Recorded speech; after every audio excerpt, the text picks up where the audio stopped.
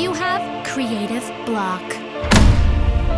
Magic is now more powerful than it's ever been. I haven't been a very good older sister, huh? I don't need to be an alicorn for ponies to like me. You just don't understand what it's like to be me. And you never will! Unicorn friends! This is an active crime scene. For some pony made of fire, I've never met a heart so cold.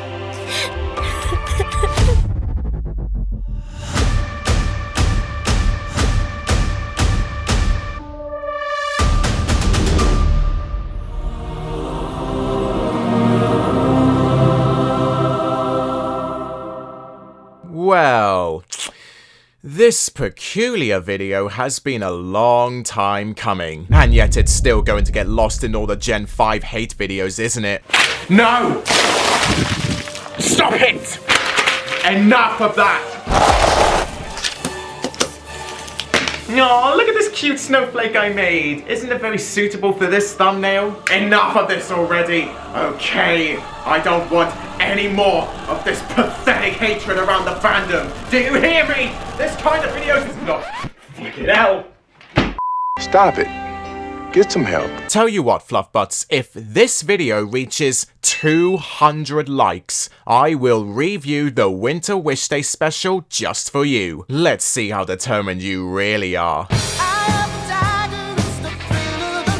The savior of Generation 5 is back with a season review. This means that I am going to be reviewing every episode in a singular video. Are you kidding? This is so exciting! Simply put, in one word, Make Your Mark Chapter 2 was exceptional. I certainly liked it. After reacting to all 8 episodes in a month, Chapter 2 thrilled me with what is going to be in store for the future. I remained optimistic with a pinch of salt, and I can say that it paid off rewardingly. No matter the episode count and no matter how little the ambition was, the first season of Make Your Mark served its purpose. Just like Friendship is Magic Season 1, this feels exactly the same. Throwing stuff at the storyboard and seeing what sticks. Sparky, don't do that again. I don't mind it at all, as it's only natural for the developers to experiment as they slowly find a direction. From Izzy Does It to Have You Seen This Dragon, I believe that none of the episodes have been an absolute flop. Well, apart from maybe one. We'll work on that. With the serialized format that this new series is utilizing, each individual episode is comfortably sitting back to back, so the chronology is easy to follow. With the great Gillian Burrow overlooking all the brand new writers brought in to expand the world building, each of them have quite the creative vision needed to give this generation its deserving flair. As per usual with almost every piece of Netflix media, Chapter 2 has a lot more to unpack, and the speculation which will be covered in this review will be bigger and more detailed than my previous ones. Express yourself to the extreme! You better strap in, because whatever the runtime may be, oh god, you're in for a movie of judgmental vibes. So let me get all the general stuff out of the way before I dive into the rabbit hole.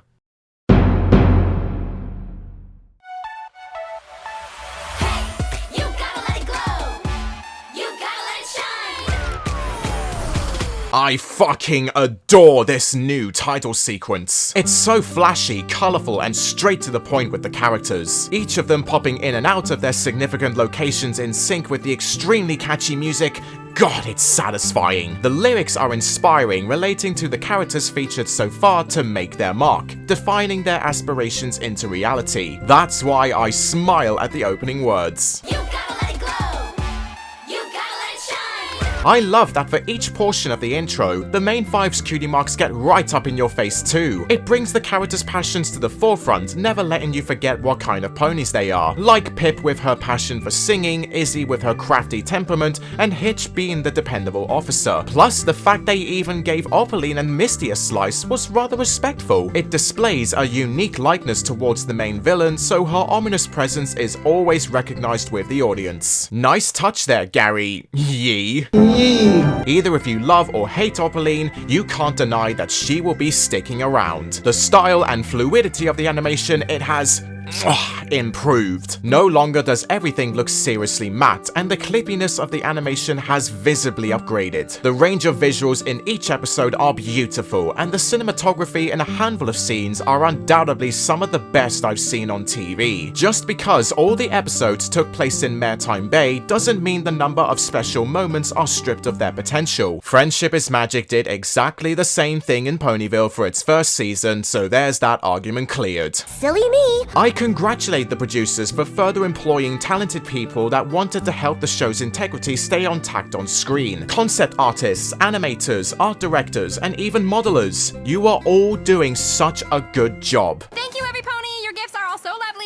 Although, annoyingly, not once is Jazz Hoof seen with her bloody ears. Sure, fix the error with Sugar's phone from the trailer, but not physical features with Jazz's body! I don't know what that means, but it sounds ominous.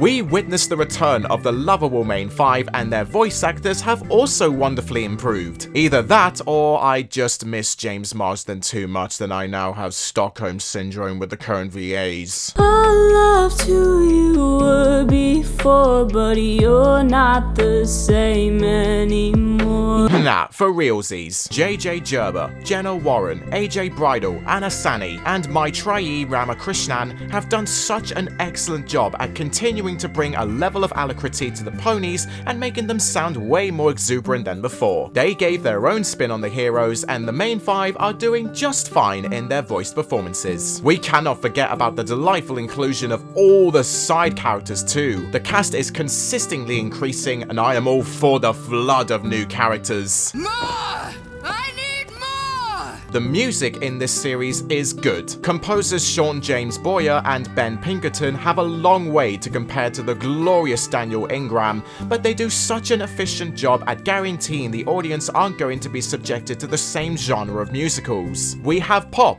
All you need is your beat. orchestral, Remember not so long ago. and varying into even lullaby territory. You hear that sound? It may be true that most of the songs so far are sung by AJ Bridal, but each of the songs are quirky in their own regard. I personally love and You by my side. however, in all honesty, all of the songs are memorable enough to make an impression on the viewer. The only issue I have with the songs is that they don't receive their full glory in the episodes. What? I get that plot and character development are the most important elements needed to make these episodes catchy, but I would appreciate a nice intermission that lasts longer than a minute, not cut off halfway. Sparky Sparkaroni. That's not helping. Sparky Sparkaroni? Yep. Named him myself. And let's take a minute or two to talk about Sparky Sparkaroni. I'm putting my hoof down, and I don't care if any of you explode. Sparky is better than Spike. Christ, I can feel the haters already scrolling down to the comments.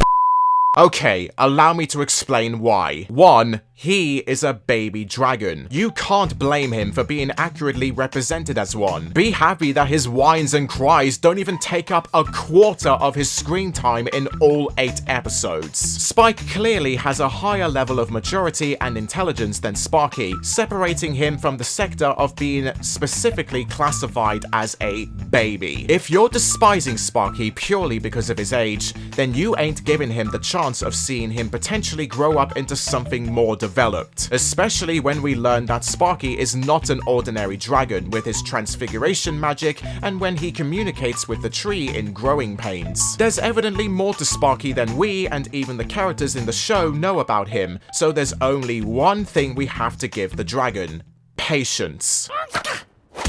2. He is a main protagonist. No matter if Sparky is at the top of your least liked Gen 5 characters list, you can't completely erase him from the picture. He is now fully established into the team, and I find it highly offensive how the public and some fans are trying to angrily demand Sparky to be rewritten or taken out genuinely because of his very existence. It's like removing Sprout Cloverleaf from the film, believing it wouldn't make a difference, but in fact, it wouldn't be the same without him. Citizens! No! LOL! It's a shame how Sparky feels like an afterthought and only truly coming out whenever Hitch is on screen. But to me, that gives Sparky another highlight because he is more expansive than Spike. It took over 8 seasons for Spike to have any kind of character growth, hence him growing wings. Sparky, meanwhile, took only 2 episodes to provide us with foresight that he is going to be integral in the future. Therefore, you will always have your eyes focused on Sparky too when he's surrounded by the main 5 and not shoved into the background or kept in the shadow of another major character.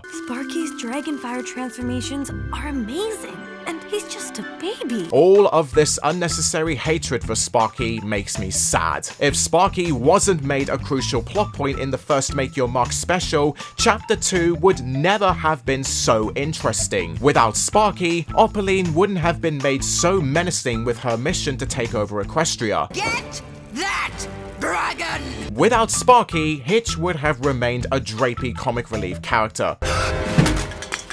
Love being a dragon dad. And without Sparky, Izzy and Pip wouldn't have learned more about properly caring for their friends in later episodes. Isn't that right, little cutie? That actually feels kind of good to laugh at myself.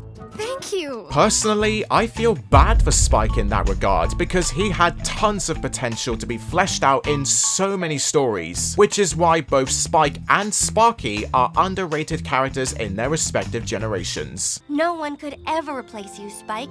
I'm sorry, Twilight. Sparky, you're okay. Never leave my side again. So that just about does it for my overall thoughts. Now it's time to get into the juicy part of this review. Make sure you got some popcorn or pizza and drinks at the ready, as I am going in deep.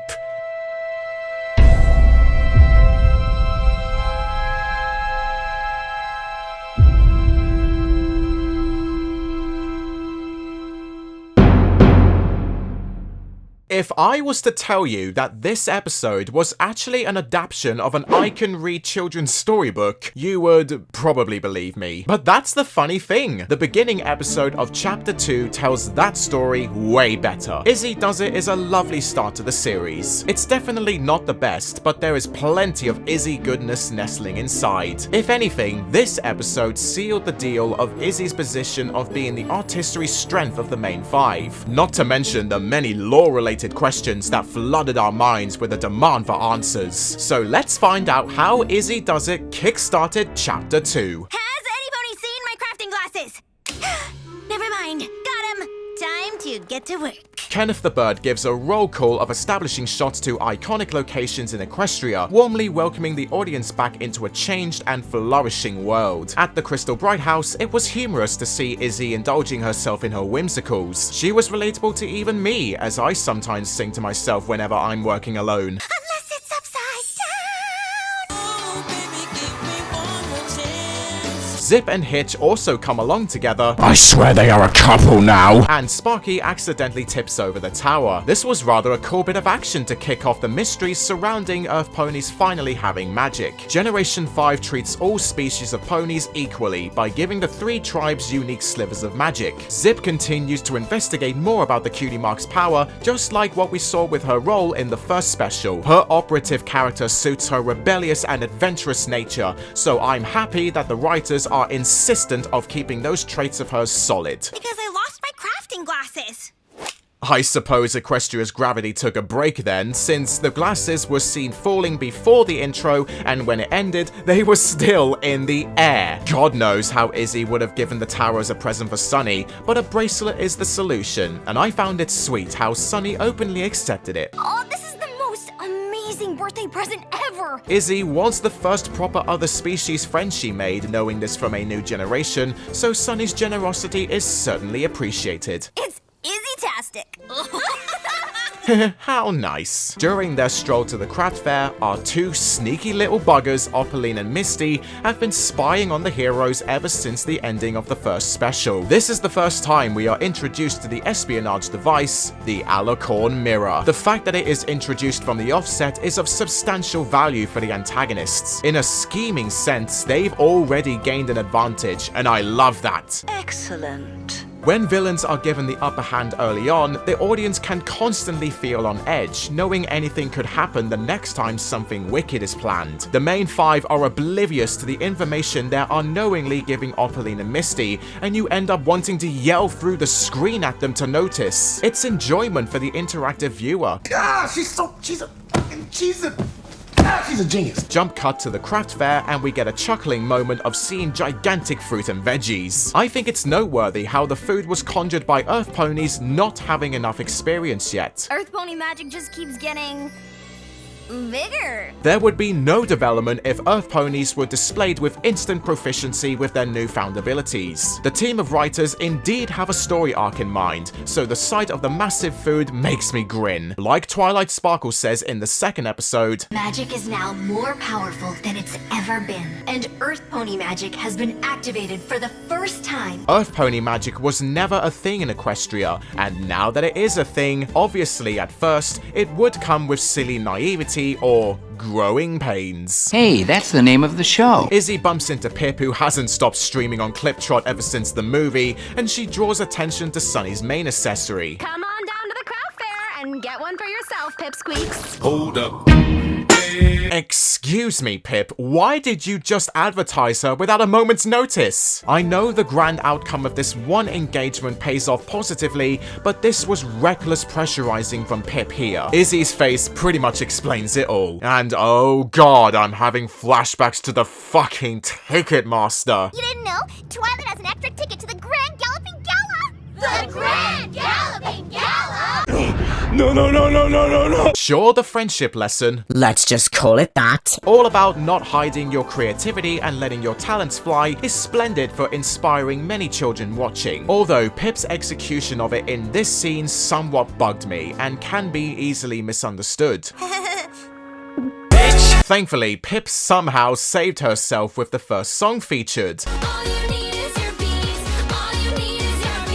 I found myself tapping my own hoofs to the groovy rhythm of this song. It's damn catchy like a disco tune. The message of your potential lying dormant until the right moment was great, and it was relatable to my channel. There I was doing boring videos in the past until stupid experimental videos proved to be my launchpad to success. However, I wish the song had better background visuals, as it's just Izzy and the Pipsqueak standing there, and the applause didn't sound like clopping at all.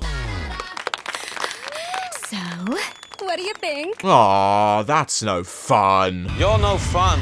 Back at the Bright House, the old married couple Zip and Hitch are busy tidying up Izzy's collapsed tower. Hitch brings up the question of the safety of Earth ponies having magic. You think that all this Earth pony magic stuff is safe, right? And I have to agree with him on his worries. It's a species concerning matter, and nothing to gloss over being completely acceptable initially. Being the sheriff of the entire town, he would have an enduring responsibility of keeping his home safe and sound. It's a nice piece of initial dread before this becomes a potent plot point of the second episode. I said I would think it over, and my thoughts are telling me it's bad, and it's only gonna get worse if I don't step up.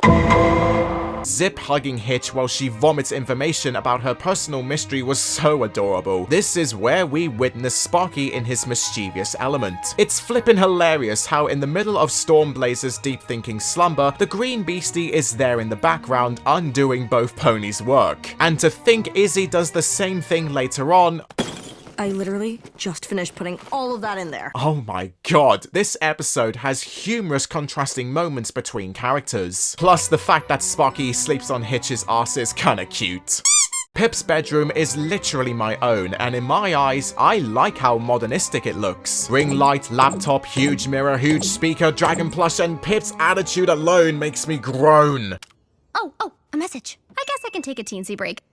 When's your next new hit drop? Oh, I'll respond to that later. Why is Pip my reincarnation as a pony? By the way, that's not a bad thing. Like and subscribe. Downstairs, Pip comprehends Izzy's inner struggle of thinking up new merchandise. You have creative block. Is it permanent? Pip and Izzy's conversation about creative block was really aspirant for the whole episode narrative, as both of them experienced the same problem together. This moment really made the episode shine. Two inspirational and looked up to artists sharing each other advice on how to cure their barricaded creativity. You just need to listen to your fans and do what they want. You should listen to yourself, because that totally helped. If you think about it, Pip and Izzy are practically the same person, but for different specified professions, so both of them would be able to comfortably sympathize with each other's sentiments. The pair of scenes that occur back to back with Pip losing her motivation. That was almost it? Nope. While Izzy gains motivation was quite cool. Pip falling back into her own shell, fearing her advice was bad and predicting the worst coming from her fans. I'm finally out of hits. While Izzy taking Pip's advice into account, combined with Sunny's optimism wholeheartedly. That you can dream up such unique creations because of who you are. Dig deep and just go back to your roots. Do I look desperate? Do you? It's a perfect example how friendships can grow between each other as long as you believe in yourself and give one another plenty of space whenever necessary. Like Izzy says, My style was cramped, and so it cramped yours too. Sometimes a pony needs open spaces for maximum craftability. this particular thought pops into Izzy's head when she walks through the countryside. Seeing Shimmerwing from the game too was a strange little Easter egg. I love this scene for its empathetic relatability. It earned the sympathy of some viewers that can see right through Izzy taking a stroll, taking time away from the company of others so your mind can fully recover. So she bumps into a defunct motorbike and takes it, eventually turning it into a creative wagon. Izzy does it! Although it's a little disappointing that we didn't get a single scene of Izzy constructing the wagon in Bridlewood. It makes the location teasers at the start feel a little out of place and not really needed. I also believe it's a shame that Zip and Hitch don't get to do much either in this episode. Sorry. They were kind of shoved to the sidelines so the show can have a slow and easy start. Their comedic moments do have some worthwhile relaxation points, but the fact they hardly provide much involvement in the grand state of things lets Izzy down the most. In later episodes, their thoughts on the well-being of others and the mystique of Cutie Mark magic indeed proves notable, but what else do they do here? Ugh, another mystery to solve. How do I always end up cleaning up? Almost nothing, really. When Izzy arrives back at the Bright House, she takes all her friends outside to bear witness to the unveiling of her unicycling cart. It's undoubtedly a neat invention to say the least, encapsulating Izzy's personality all in one place, and to top it all off, there's plenty of glitter to make quite the impactful shot.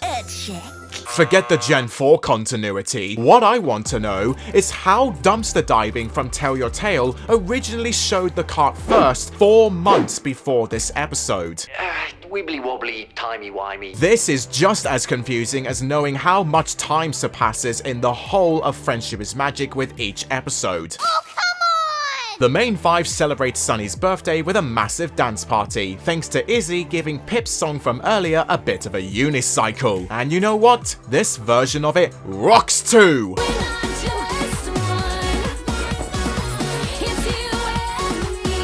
It gives the ending of the episode a hopeful overtone for our heroes believing everything is happy and peaceful once more, until we realize the bastards have been watching the events unfold all along. So these are the weak little ponies that brought back magic? It's magic! Yup, let's have a chat about the infamous duo Opaline and Misty Brightdawn. Both of these gloomy characters serve as the main antagonists of Make Your Mark and its future. Both of them are very distinguishable from one another, straight away showing their hints of doubt with each other will continue to grow between them during each episode. Opaline, the stern and overbearing mother figure to Misty, who relishes in her egotism and maniacal determination to steal Equestria's magic. Misty, the reluctant minion who's practically been brainwashed into servitude, without a hint of childhood to back up her approachability that she keeps well hidden. Of course, we all love Misty, but we love to hate Opaline. Almost like any pony could do it. Sure, if they have a cutie mark. Hello, darkness, my old friend. And to me, when a villain garners a reputation of being positively hated by the masses, you know the team did a good job at creating a character who's just unforgivable. Did you just make that up? I was just guessing. Well, stop, because you don't know what you're talking about. You liar! We learned that Misty was adopted by Opaline. I thought you got lost. Like the time I rescued you as a filly. Misty doesn't have a cutie mark. And when we're done, you'll get your cutie mark. And Opaline has some unfinished business with the mystery of Twilight Sparkle. And how is Twilight Sparkle still interfering with my plan? This episode introduces a handful of exciting ideas into the mix to begin the era right off. Both of their roles in Izzy Does It makes it all the more interesting, with Misty being stealthy to drop off the alicorn mirror in Sunny's presence, and Opaline being always on the watch whenever it gets opened. That element will become the vanguard most significantly in Alicond. They must have put a cloaking enchantment on the Bright House. Like the one that used to be around Equestria. Remind you of something familiar? One thing that does bother me about the ending is how Pip haphazardly gives the mirror the brush off. Oh, right. That one. Yeah. Sure, it can be argued that Pip forgot it was Sunny's birthday and she didn't get a present in time. She was busy after all, but Pip is not that dumb to ignore something so out of the blue, even when Zip suspects something is up. Mirroring the audience's own curiosity, Pip forgot something she bought? Suspicious. you know that Pip's ignorance deters from the message that this episode was trying to project. Believe me when I say this now, if Equestria comes crumbling down in the future, Pip will be the one who's ultimately to blame.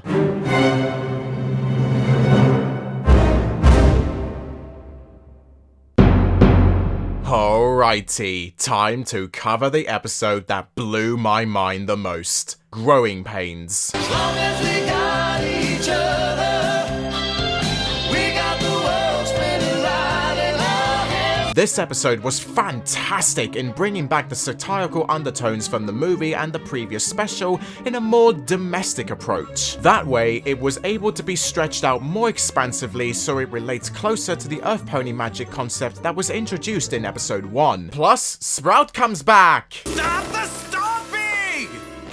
Not that I'm happy he's back, but I am happy that he actually contributes substantially to the story instead of being a sadistic mockery of political figureheads. So, let's explore what makes this episode so great. You must watch out for Oak before she I'm with you.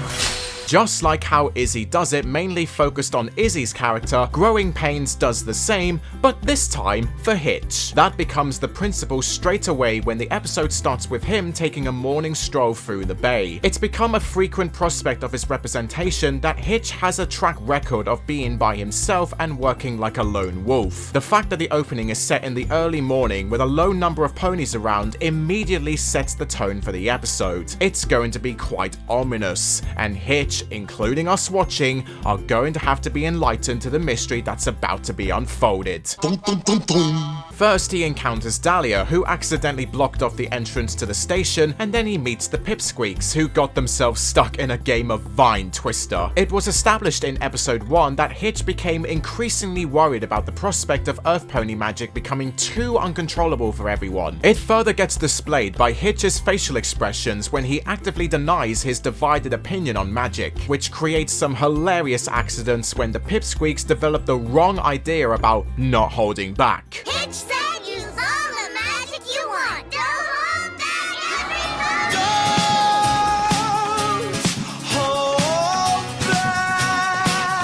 everyone. This soon leads to the reintroduction of... My magic's probably the most powerful in the bay. Well, look who it is. Sprout Cloverleaf.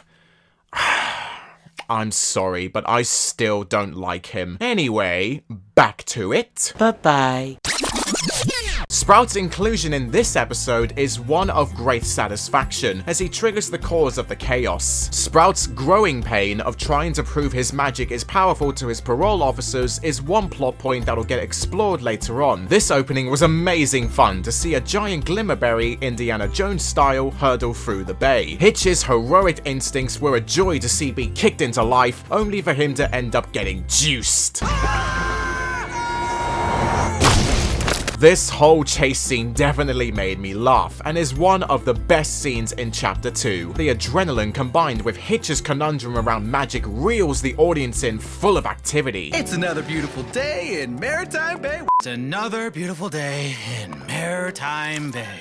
The contrast! Sunny then comes into the picture and I will say that I love their conflicting friendship together. We've seen them always be on two sides of a debate spectrum, especially in A New Generation, the first special, and some Tell Your Tale episodes. Being the idealist, Sunny is in awe with the potential that Earth Pony magic hides away. Hitch, on the other hand, being an advocate of the law, believes that without proper examination and rules concerning the possible instabilities of magic, everything will go awry. We got a rule for that, that's why I'm singing this song. We got a rule for that. Sunny and Hitch are superstars in this conflict. Let's say we take Sunny's side first. She allows the ponies to freely cast magic all they want, experimenting any time of the day and anywhere they want. But who's going to be responsible if another incident happens like the giant fruit, or possibly something worse, like the magic glitching away again because the races could fight over who's better? It sure sounds dumb, but it's a real outcome like what happened in the first special. Now let's take Hitch's side. Earth Pony magic never existed before, and now that it has been granted to their species, there's going to be hugely more to it that nobody knows yet. Without safe and equal interdictions for everyone involved, the magic would end up being disorderly if people take it one step too far. But yet again, how is everyone supposed to discover more about themselves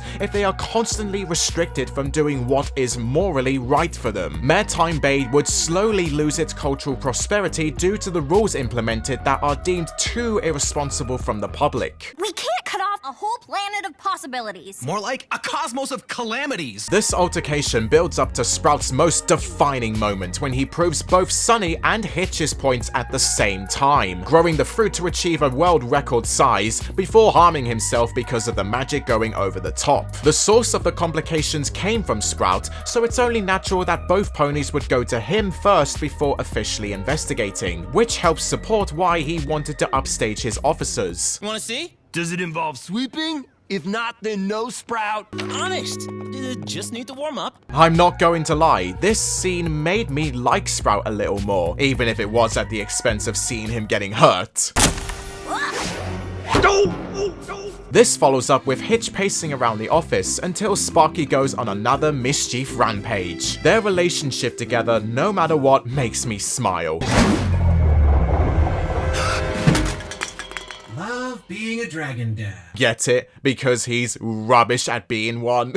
He was a hooful already, but he's literally chomped through my desk. Piss off! It looks like he hasn't! Izzy drops in and offers to babysit Sparky while Hitch goes outside, which we will discuss soon. For now though, let me tell you why Izzy's subplot ties in nicely with the main story. Being the only known parent to Sparky, Hitch would have spent countless days and nights recognizing what he likes, dislikes, and how his erratic behavior affects his daily schedule, hence a growing pain. Oh, okay, I see what you did there. Conveniently, like most parents in reality, Hitch leaves Izzy with an encyclopedic guide on how to care for Sparky. It was comedic watching Hitch on the TV run his mouth off like a cheetah and Izzy coming down with fatigue, realizing the immense number of tasks she will have at her hooves. Sparky reminds me a lot of myself when I was a youngster too, so looking at Sparky, seeing Izzy's building apprehension gave me a chuckle. Even if he asks me to? Especially if he asks you to. Okay, that was weird.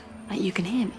Well, I can hear you. One Rube Goldberg skit and one splattered horn later, Izzy eventually realizes the problem centered on Sparky's way of being brought up. Some pony was being an overprotective parent. She allows the baby dragon to legitimately roam free, ditching the rules that Hitch noted down. Like we saw before in Izzy Does It, Sparky was at his happiest when he was by himself and not being bossed around. To have someone carefree and creative like Izzy to show Hitch that there's nothing to fret about was a smart choice. Hitch would possess one of the biggest tasks to maintain in the main five, caring for Sparky while being completely new and therefore anxious at the ability to understanding animals. Did I just understand you? What? This chronology of events for Hitch's improvement as a character is brilliant, as he gets shown a new light and a new way of how to treat friends and family, without the need to be so overpowering all the time. It makes Hitch that bit more pleasant and likable for the audience. It's probably the main reason why I love this episode. I may have overthought it a bit. Trying to work on that. Success! Now let's get back to the main plot. Hello! Like a typical legislator, Hitch makes the announcement that he is going to diagnose enough ponies to understand if Earth Pony Magic truly is either a pro or a con in Maritime Bay. I was totally understanding of Hitch's proposal, as he remains sympathetic with the residents by assuring them that he is not going to rush the process. This is all for your own safety. We don't know what's possible with Earth Pony Magic yet. It wasn't the way Hitch phrased this plan that bothered me. It was the premature reactions from everyone. They look and sound like they witnessed a child murder in public. Sunny's reaction was more correctly handled, and she would be upset that her best friend didn't listen to her wishes. Finally getting to see Sunny getting angry was certainly a treat. I'm getting really sick of you! With reluctance, Sunny and Zip follow Hitch on his mission to find out what kinds of magic everyone holds. This whole montage, intercut with another montage of Izzy and Sparky, was excellent distinctive humor. While the group of friends are out there regulating the rules and getting more uneasy with each affair, the wildest characters are inside the station having fun and going crazy with nothing troubling them. Express yourself to the extreme! I burst out laughing each time Hitch basically slaps an L sticker on the ponies' bodies. Perfect. Great. Don't do it again. The diversity of different results coming from the ponies was quite interesting, as it's not just food involved. Multicolored trees, flower statues. You know what? At this point, I'm just waiting for when one of them conjures up a hedge maze. When it comes to the point with Hitch being so confident that he's committing the right authorities, it concludes amusingly as the magic carnage is displayed to Hitch's dissatisfaction. And I have video proof! In a sassy sparkle filter too. I apologize, but that filter is so stupidly funny. The episode gradually develops vibes similar to the Friendship is Magic episode, All Bottled Up, when literally the Earth Ponies begin leaking magic. I know I considered Hitch's recklessness important in his characterization, but right here, he did annoy me. Maybe if we remove the Earth Pony one. What? What? He's going against his own motives about not going through the experimentations briskly, and now here he is doing exactly that. There is no practical way Hitch would do something so brash that would ultimately endanger the planet. What am I doing? You're right. This isn't me. No, that's not me. Hitch's attitude gets deconstructed to how he really reacted to magic, bringing us back to A New Generation and the first special, where he was happy to explore more instead of being nervous surrounded by the madness of it all. So, how else can you really drive this epiphany home? Well, you shove the previous generation's main protagonist into the scene to literally tell you why. Twilight Sparkle. Oh my god! Okay, it's happening! Everybody stay calm! What's the procedure, everyone? Yes, Twilight Sparkle herself, in a posthumous message, delivers a stark warning about Opaline's machinations about conquering Equestria. This singular cameo made the fandom explode, and the die-hard continuity community stroked their hoofs together like they're hell-bent on bringing down Gen 5. Well, Fluffbutts, I've got one theory in mind that could legitimately blow all the criticism out of the window, if it's proven true in the future. Generation 5 takes place in an alternative Gen 4 universe. What makes you say that? Growing off from what we saw in Gen 4's grand finale, Harmony was simply on another untouchable level. Imagining all of that getting absolutely erased would feel heartbreaking, and that's what this scene is meant to indicate. The message itself is haunting. Once a pony tried to steal all the magic in Equestria for herself, and almost succeeded. Despite all the foes that the main 6 have faced, all it took was another pony, who supposedly gained alicorn physicalities and almost succeeded in wiping out everything everyone has ever known. In an alternative Gen 4 universe, that would be quite intriguing to expand the story in a different direction. It makes total sense if the pre-apocalyptic events occurred sometime after ending of the end, but before the last problem. But the spell is broken. You are exposed to the world once again. I know I'm not an expert in MLP history, neither am I an official critic, since I would rather focus on the positives and give the generation a chance, unlike most idiots around the platform who are on the hate wagon purely for views. My disappointment is immeasurable. If you actually believe that Gen 4 is screwed because of Gen 5 potentially retconning every single thing about its universe, then I don't know what to say other than just don't acknowledge Gen 5 at all! Just shut up, shut up, shut up. Returning to Twilight's message, no matter how many times the recorded conveniently glitched the exposure out, I was still slightly unnerved by the overall nature of it. There are evil forces out there who will want to exploit it. When someone as influential and powerful as Twilight is disturbed by the prospect of a familiar adversary still lurking in the world, you know there's reason to be rightfully concerned about the current state of events. When she finishes her message with, "I'm with you," it provides our heroes with an earned sense of confidence and bravery to stay strong in the face of danger. Of course her design will look a little dodgy because it's passing from 2D to 3D. What else were you expecting? And to me, she looks adorable this way. And who is the evil pony? Opaline? Very cheeky there with the dialogue. This burst of assurance from Twilight heartens the main 5 to enlighten the Bay Ponies to unleash their slices of magic befittingly. It brought a gleeful atmosphere to the final moments of the episode, seeing every pony finally settling their differences. It brings the episode full circle to when the Pipsqueaks let their mouths fly away. And speaking of the kids, Seashell, Glory and Peach Fizz play some more Vine Twister just at the right moment when Sprout sprouts another giant Glimmerberry to topple towards them. Hitch's character hits a home run here when he is emboldened by his friends to do what he knows best. That 5 split shot alone was glorious. You shall not pass!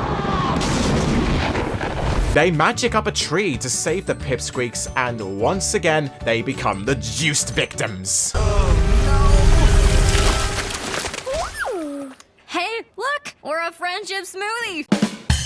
Sparky comes into the picture again, and it's established that he too has magical abilities, and this comes up most importantly during the last 20 seconds. I was frozen in my seat the moment Sparky showcased his psychic abilities, in spite of it sadly not cropping up again in Chapter 2. He clearly knows something about the tree that we don't, given his bright and happy expression before the credits roll in. Okay, Sparky, that's enough magic for today. I only hope that it gets introduced again in Chapter 4. Oh, what an episode, Fluffbutts! Oh, sorry, are you waiting for me to talk about Opaline and Misty? Yeah, well, not at all, because they both did jack shit! To say that the villains took a backseat in this episode would be an understatement. They were put in the boot, more like. Explain yourself.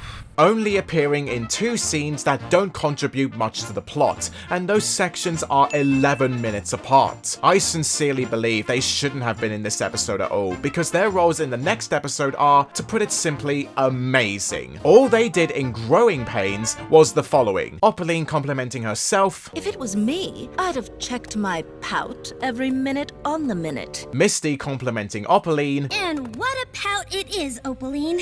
Equal parts chilling and and charming. Opaline giving Misty a mission that doesn't happen. Opaline being disgusted by the modern language. Hooftastic isn't a word, and I refuse to acknowledge it. And both of them having a maniacal laugh contest.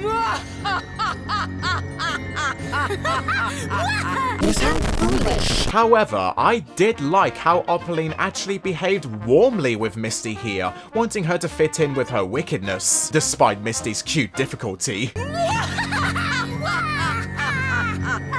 How unexpectedly sweet of Opaline.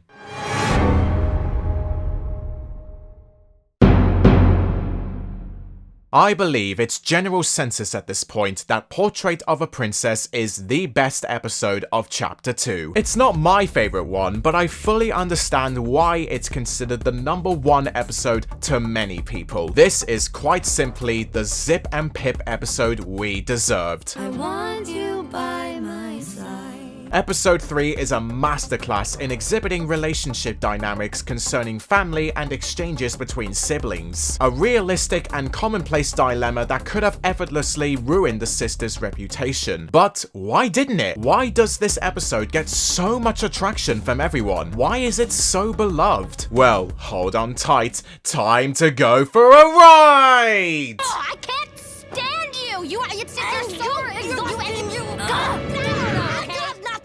One thing that the opening sets up expertly is the emergence of a strained relationship between the sisters Zip and Pip. Before harmony was even officially restored and the magic was given a second chance, the state of affairs living within an opulent setting like Zephyr Heights was still a bit of a burden, having to constantly live behind a mask to maintain the city's prestige of being environmentally and ethically better than the rest. This was clearly displayed in A New Generation that while Pip relished in the glory it brought her, Zip was virtually miserable on a daily basis. We even occasionally got to see how their sisterhood was handled, and it looked like they didn't even love each other. They were more like two best friends sharing banter. Mom said to stay away. Right. Then why are you here? For the content. Let me take a selfie. Now that the magic has come back and the sisters take residence inside the Crystal Bright House, their relationship would have undeniably taken a turn for the better. We can't forget about the fact they have friends to depend on now instead of wasting their lives online or somewhere underground. However, in the face of all the positives that societal balance brings to the table, Zip and Pip's lives with each other is something that still hasn't had an effort to repair, which is the exact reason why I love this opening. Good morning, Pip Squeaks! Pip is vigorously running her mouth off about being excited to attend the annual school picture day. Sorry. Zephyr Heights Royal Princess Portrait Day! And interacting with her fans online before asking Zip what she thinks as a last resort, who is way too busy in her detective element to even care. Zip being Hitch's second in command has been a constant slice of character growth throughout the generation, most strongly in the first special and some Tell Your Tale episodes, most notably in Fool Me Once and The Game is a Hoof. Who took my sunglasses? Me! So I appreciated this brief dissonance between the sisters when Zip shuts down Pip's stream. Pip, this investigation is private. And Pip back-hoofing Zip when she's more worried about looking awful in a photograph. We are in danger of looking awful in a portrait printed on the cover of Pegasus Weekly. Stop being such an attention whore! It's stirring in a humorous way before Pip tries to sing a song to lift the mood. This becomes a subtle yet emotional piece of foreshadowing for the song that the sisters sing during the epilogue. Be still, don't move. No song, It's Pip. easy to smile with you by my side. It's only suitable that if this episode is going to be Zip and Pip's character piece like the first two for Izzy and Hitch, where else to slingshot the story with high spirits than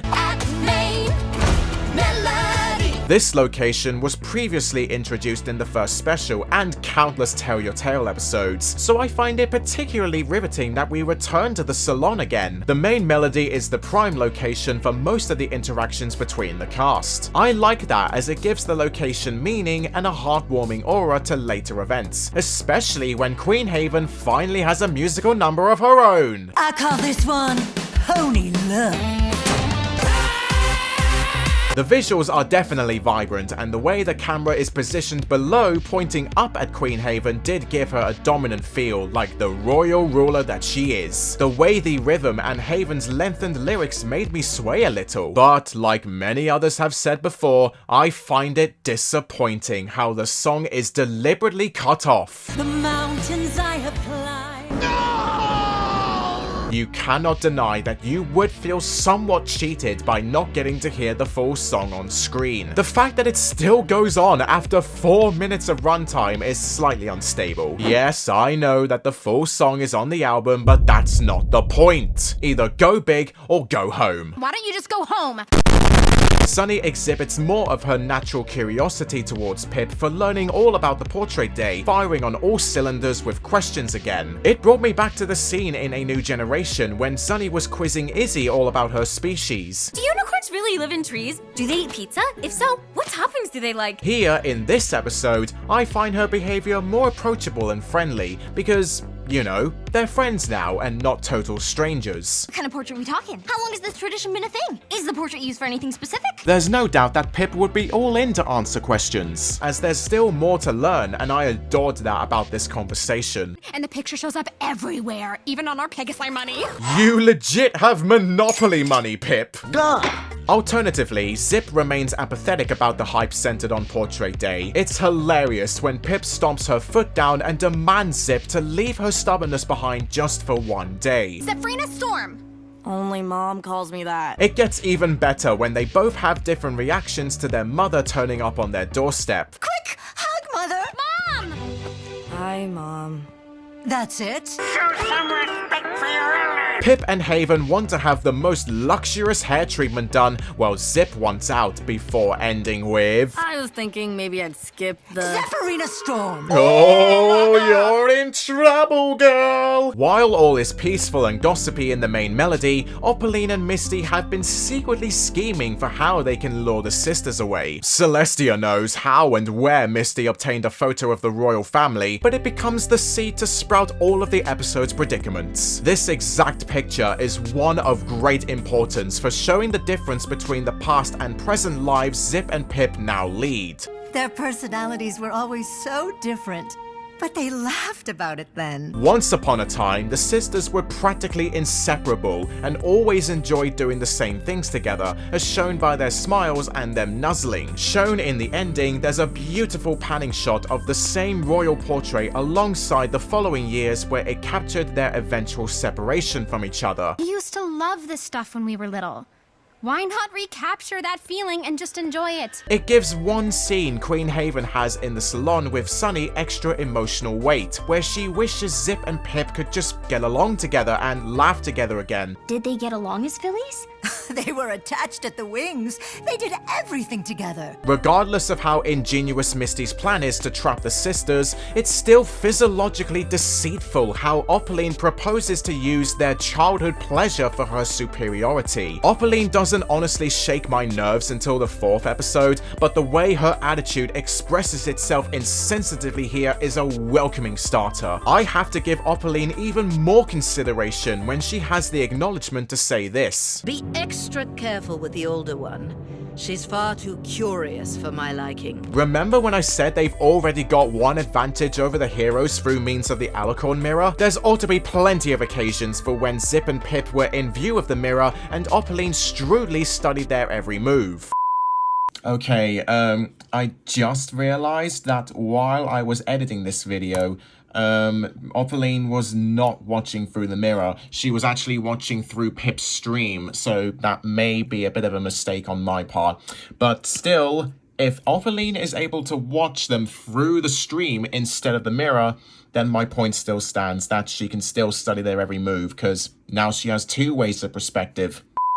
There's no reason for her to underestimate Zip specifically, as she's been shown being the most inquisitive out of the 2. My wings are twitching just thinking about it. Besides, there are more important matters at Hoof. There are bigger things happening here. This leads to Misty magically texting Zip a picture of the implanted flower on the beach. It's misleading but characteristically sly how Zip tempts Pip with an exploration outside to find the lily. Wouldn't this flower for it just be the most perfect accessory for a ponygram selfie? I like how Opaline and Zip act the same way here, but with divergence in their intentions. For one, Opaline wants to lure the sisters away so she can pursue her wicked plans to a greater extent, but she wants Misty to do it instead. We need to get rid of those two princesses. You'll just have to lure them into a trap. And then you have Zip, who wants to lure Pip away so she can continue inquiring the hologram, but she wants Pip to do the Lily search alone. So where are we headed anyway? I was thinking the first thing we should do is check out the crystal room and see if there's anything we might have missed in regards to the hologram. This juxtaposition tickled me in hindsight writing this review.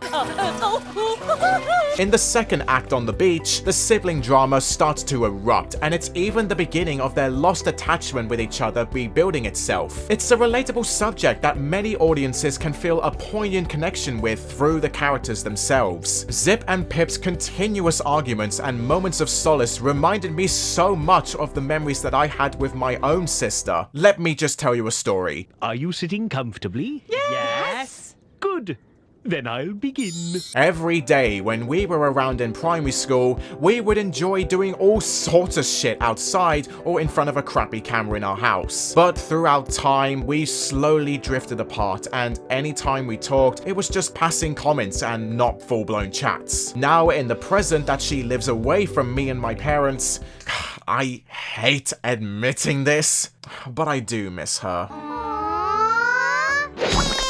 Although, perhaps that's the main point of this episode, helping you realize that there's way more to life than having our heads down online or in work. It's always a heartwarming lesson to take a spin on with your own tale to tell. I strongly believe that this concept is what drawn so many fans to love this episode more than the others. It's indisputably realistic for those people who have experienced the same kind of squabbles with family, added with the jovial and most memorable times of our lives that we would preferably focus on. Oh, why does life have to be so ironic? It can be physically hurtful witnessing the many quarrels Zip and Pip have on the beach. It hits hard back home behind the screen, and nonetheless, it throws us some sensibility on who to root for. You want to show support for the sisters, as each of them are only doing what they discreetly believe is the right thing. These rocks are just like the ones from the photo. We must be close.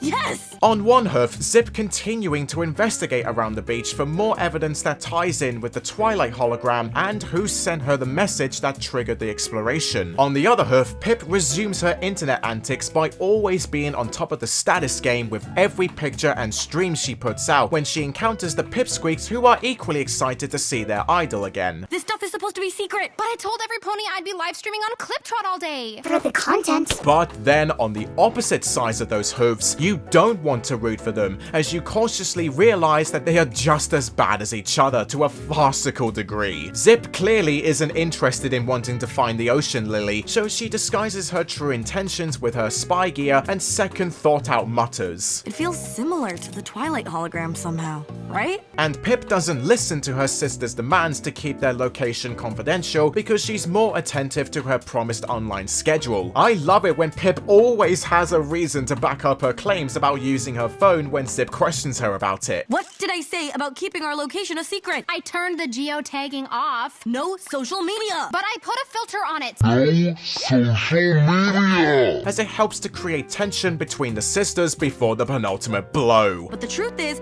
I don't care a salt lick about your ponygram posts. Zip just killed her sister!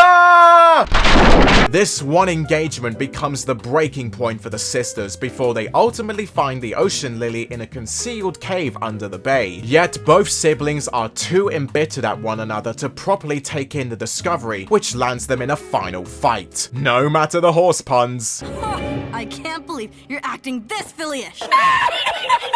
This was frankly hard to sit through, watching Zip and Pip's relationship basically shatter. Well, I can't believe that you are a liar! By a liar, your pants are on fire! Thankfully, Misty causes a cave-in that stops the argument, confining them from the outside. After being on tight ropes with each other's requests, their minds fully collapse and blame themselves for all the mayhem brought upon them. Whether you admit it or not, this is the prime segment of the episode, as they both awkwardly apologize and give one another the satisfaction that none of them want at that very moment. Being the younger sister, Pip completely gives up, even when Zip tries to cheer her up by giving herself a jab about being the older sister. In the end, I made it all about me. I haven't been a very good older sister, huh? Achieving not a single reaction from Pip, the pinnacle sequence of the episode bursts through the door and takes center stage. Just being with you, my heart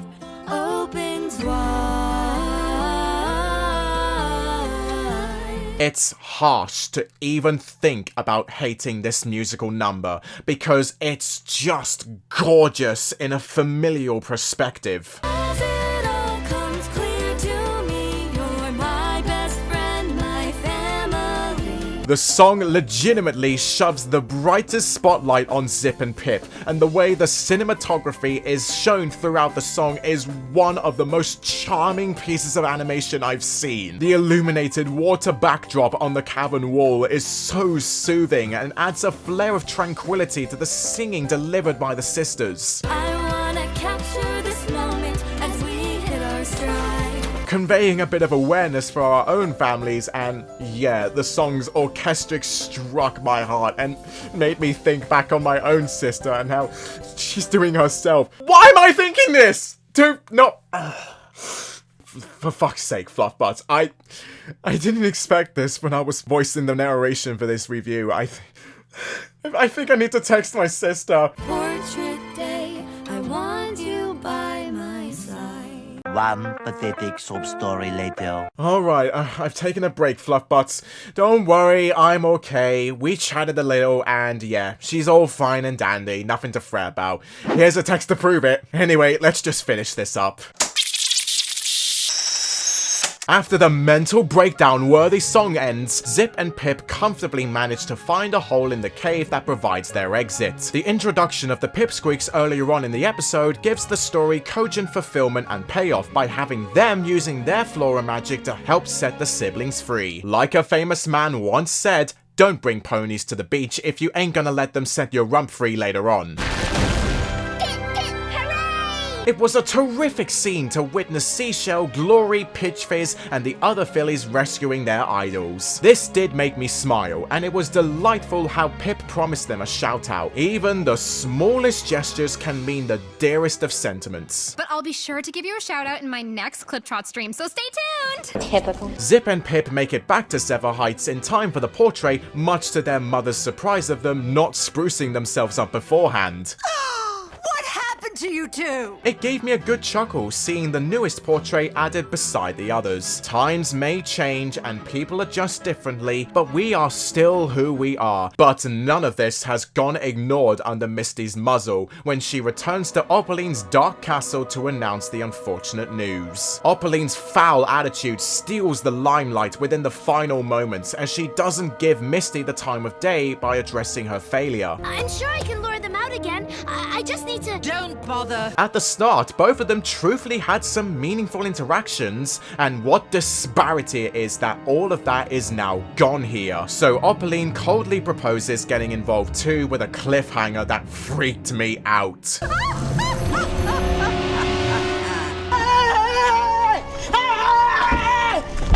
Oh man, this was hella of an episode. Hopefully the next episode can deliver the same.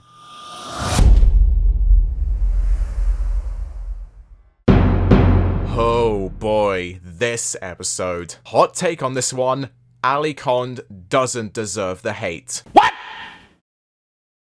What the fuck? Yeah, I didn't want to believe it either before writing this, yet it's still a barrel of abuse towards Sunny. Episode 4 is undoubtedly the one awkward apple of Chapter 2. Although don't go thinking that I'm going to be shitting all over this episode, because there are some absolutely spectacular moments sandwiched inside. Be warned though, please don't have a shot every time the word Alicon is said. Alicorn. Alicorn. Alicorn. Alicorn. Alicorn. Alicorn.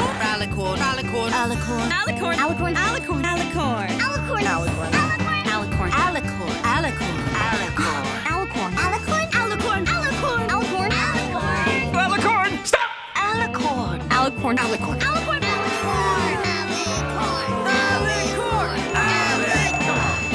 Alicorn. Alicorn. Alicorn. Alicorn. Alicorn. Alicorn. Alicorn. It's not worth it! So, what exactly hurt Alicond, and how could it have done better? What should I do?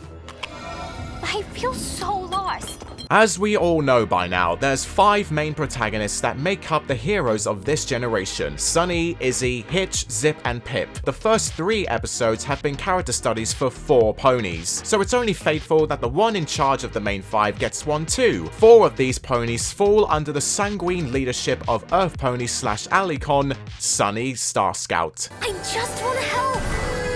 Glazing over the intentional pun, the complexion of the episode title is intriguing to me. Even if you just have the powers of an Alicon, despite not being one physically, are you really an Alicon? Therefore, a con. Nice. It's been a question that's been striking the fans' heads ever since the iconic ending scene in A New Generation, when Sunny gained the abilities of one. Even being the world's literal savior, how do you think that will affect everyone's perspective of you moving forward? Sure, Sunny brought back much growth and welfare across the land when no pony else was brave enough to stand up against their corrupted morals and selfish capitalists, but that begs the question, does that make her any more better than the rest of the ponies? Good question. You are a good question. Well, on the contrary, yes. Yes, it does. But only when it's in the name of jurisdiction. Let me explain. Whether you like it or not, the opening is an outstanding example of fundamental hypocrisy. Sunny making an announcement that everyone in Maritime Bay needs to stop eating unhealthily and instead try experimenting to make all kinds of green creations. Although this backfires when nobody listens to her, even when she has the distinguished high ground and actual justified points from what we learned in Growing Pains. Yet when Sunny reassures herself that it's all in the name of wanting to help and the Alicorn shinies burst out, everybody enthusiastically comes running back to her. Yuck to that, and yum to you. Okay, tell us more about them fruits and vegetables, Sunny. Egocentric much? This feels like the Cantalogic factory scene from the movie repeating itself, but in a more condensed environment. There's a plain distinction to how I regrettably love these 2 scenes with Phyllis in the movie and Sunny in this episode. With Phyllis, she had already constructed a major prejudiced institution with the town's residents, where they ended up being propagandized purely by her power and wealth. With Sunny, she is barely able to deliver a charismatic sentence into the ponies without being seen as just another one of them. Ordinary ponies. Not another one of Sunny's lost causes. You idiot! But when her Alicorn form is on public display, everyone comes around and is all ears whenever it's necessarily important. I understand that this opening is only the fuel to the fire that this episode will soon flare up, but I can give it a pass here for its direct relatability to the viewer and accurate representation on screen. When we have amazing new Earth Pony powers we could be using to create fresh fruits and veggies of our own. It's the good stuff. It's the energy. We're growing good stuff. Now, let's make preparations before we dive into the flames by addressing the side story of this episode. Pip using Sparky Sparkeroni for her viral internet activity. I'm not afraid to say this. The B story is better than the A story. You're kidding, right? Oh, did I make your seat shake? Well, hold on, because it's surely going to quake. I formally apologize, but the main reason why I love Pip's side story is because she's sternly channeling my own inner thoughts about being a content creator myself. None of my clip trots have been doing well. These super popular and adorable ponies, the Philly 4, have been totally slaying the game. But this post has thousands of clip trots. Do not lie if you're a creator online too and have also experienced the existential horror of irrelevancy or the constant fear of your passions getting shut down, no matter what kind of content you choose to produce. Sorry, you're cancelled. The persistent mention of regular internet terms with an equestrian twist makes me laugh. Pip gets the idea of pet sitting and experimenting with Sparky to figure out what makes him famous online. Seeing Pip getting irrational on her phone as she makes us aware of another online presence, the Hex Girls. No! The Philly 4! was joyfully absurd. We've already seen that Izzy was capable of taking care of Sparky in episode 2, so having another member of the main 5 attempting to look after the dragon is interesting nonetheless. If you recall earlier in this review, I mentioned that Izzy and Pip are like two identical characters but with separate commitments. So this makes us wonder, what happens when the content creator has to keep up with their online status and looking after a mythical creature? I must go viral. What gives you that spark I'm missing?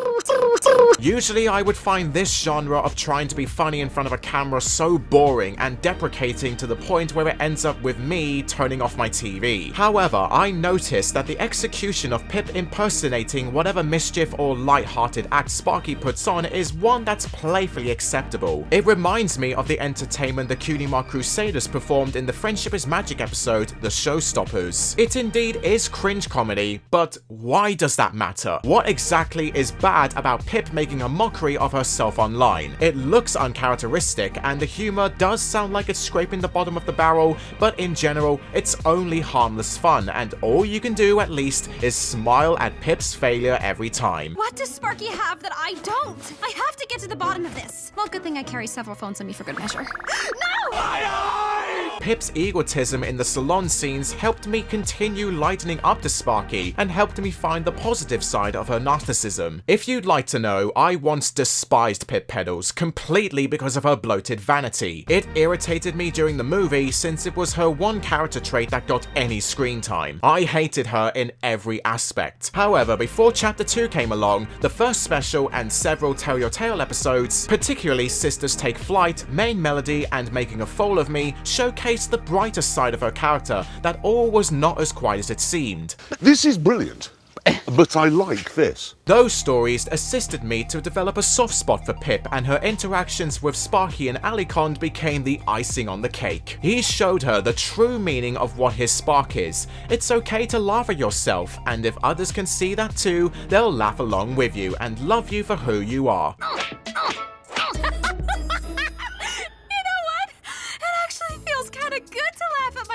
You've been framed! Which ties into the A story. Okay, take a deep breath, everyone. Here we go. The overarching narrative of Alicond in one word is identity. This relates to Sunny's perpetual struggle of unsuccessfully winning the favor over how the Bay's residents perceive her. Like a light switch, they see Earth Pony Sunny not as worthy of attention or a more pleasant face than her superior equivalent. Furthermore, they welcome Alicond Sunny with open arms and reverence, believing that this is who she is truly meant to be. We want you to like us. But of course I like you. You're my friends. Well, not Sunny.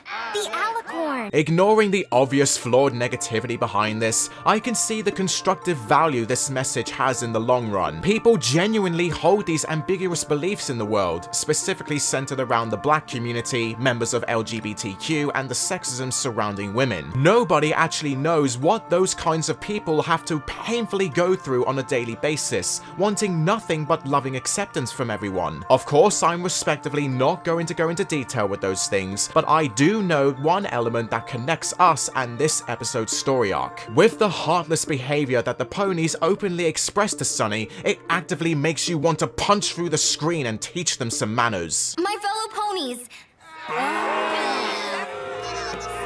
And now, let's address the disgusting mannerisms of Maritime Bay. Every time each pony demands something that the alicorn would rather do, drink one brought to them actually makes me feel sick. They are brain dead to even realize that Sunny is the alicorn, but they think they're just talking to a brick wall. Even worse is when Sunny naturally keeps a wonderful grin on her face to desperately appeal to the ponies. It's excellent characterization for Sunny, but for all the side characters, it makes you wish that they were sent to Tartarus. The repetition with some of the dialogue did get on my nerves, while I was left vacantly hoping for someone to change their ways. I just want a smoothie that an alicorn like yourself would drink. Yeah, I'll conjure that up. But I kind of want it made by the alicorn. Just shut up, shut up, shut up, shut it up. An even bigger crime against nature is how they deteriorated Sugar Moonlight's beautiful disposition. Yep, remember her from the movie Catwalk? Turns out that she is the leader of a hot new musical group, the Spice Girls, Sorry. The Philly 4. And my god, they are bewilderingly stupid. I just need to freshen up. Freshen up? In a hardware store? Weird. Maybe Sugar has a heart at least, and excluding Misty, obviously, the rest of the mares, Lily and Rose Dust, are like submissive cattle. Egotistical, conspicuous, and too obsessed with their fragile reputations to even consider Sunny's feelings until she literally breaks down in tears. None of the ponies here actually care about these silly causes. There's no denying that I hate their involvement in this episode. All they are is a plot device at the most opportune time to further poke holes in Sunny's interests before they rip it to shreds by revealing no one cares about her. No pony even liked you before. But you could now. At least when you're an alicorn. Look how they mess with my boy. I am being serious. If I was there and I heard that from Rose Dust, I'd smack the shit out of her. The repeated chanting alone was the lowest of the low. Say alicorn again. Say alicorn again. I dare you. I double dare you, motherfucker. Say alicorn one more goddamn time. Seriously, is there anyone around that can save Sunny from this public despair? Sunny. Opaline takes matters into her own hooves to help Sunny and chats with her through means of the alicorn mirror. Words cannot express how much I love Opaline's conversations with Sunny. These scenes clamped me to my seat, and they are some of the greatest moments in Chapter 2. Is this me? Yes. Hello, me. Hello, you. The slivers of wicked influence that Opaline attempts to implant into Sunny's mind is fucking awful. It's essentially compared to that of basic manipulation or even grooming. Opaline tugging at Sunny's deepest passions while persuading her to continue on in her alicorn parallel, exploiting Sunny's power to her advantage. Maybe it has become a cliche type of hero/villain engagement down the years, but these scenes deliver it uniquely. You cannot condemn Sunny for believing Opaline's clever sways of corruption, as the mirror reflects herself and not Opaline, therefore setting up the notion that Sunny thinks she's actually talking to her conscience. I'm your inner voice. I'm here to guide you. It's mentally creepy, and I love it, especially when the attention to detail is displayed expertly in the mirror, giving evil Sunny flesh wings and a real horn, not glowing ones. This was the first time I found Opaline to be really unnerving as an antagonist. Her voice acting had such an edge to it that I wouldn't want to mess with. It's bitter and slightly seductive. Not only does she egg Sunny on positively to bring out the powers, Opaline stoops down to the point where she jogs Sunny's memory back to one of the worst times of her life. Do you remember how horrible it was before? How no pony would listen to you? How small you felt? It was established in A New Generation that Sunny never had any real friends and was always despised for her optimistic differences. It makes the factory scene and the aftermath of it with Hitch harder hitting. I'm the last real friend you got in this town. You really want to lose me too? And when you remember that it was due to the way she was brought up by her father Argyle, it would undoubtedly strike a chord with Sunny. To have a preferably forgotten memory dug up again would feel traumatic. I nearly shed a tear for Sunny's poor heart, and as much as I hated Opaline here, I can't help but give her immense respect. Her performance in the mirror scenes is tremendous. Continue on this path to glory. You are an alicorn. You should be praised, admired, feared. She may appear as a cackling and self-indulgent villain, but her real power is emotionally bewildering people whenever they are at their lowest points. And that's honestly fucking scary. Just seeing evil Sunny smile so ghastly back at a grieving Sunny was bloody fantastic. It's ironic how Opaline lets herself slip here too. You should be praised, admired, feared. She gets too cocky, and that ends up giving Sunny the strength to stand up against the town. You have to be in alicorn form or else our plan, your plan, isn't going to work. We'll see about that. This ends up with Sunny returning to the only place she knows is safe to her, the Crystal Bright House. Even Izzy and Zip noticed the pressure Sunny was under, and oh my god, her outpour on the bed was stellar. The animation may have looked a little dodgy here, but I loved how she was visibly torn between her past crumbling back and how no pony was socially embracing her. I can't do this. Go away. There's no doubt that this scene before the epilogue was great. Izzy's characterization also was tasty. Like, just listen. You're every pony all in one. Like Zip's spike ear. Or one of those pens you push that has every color. But as an earth pony or an alicorn, You've inspired all of us to be better ponies.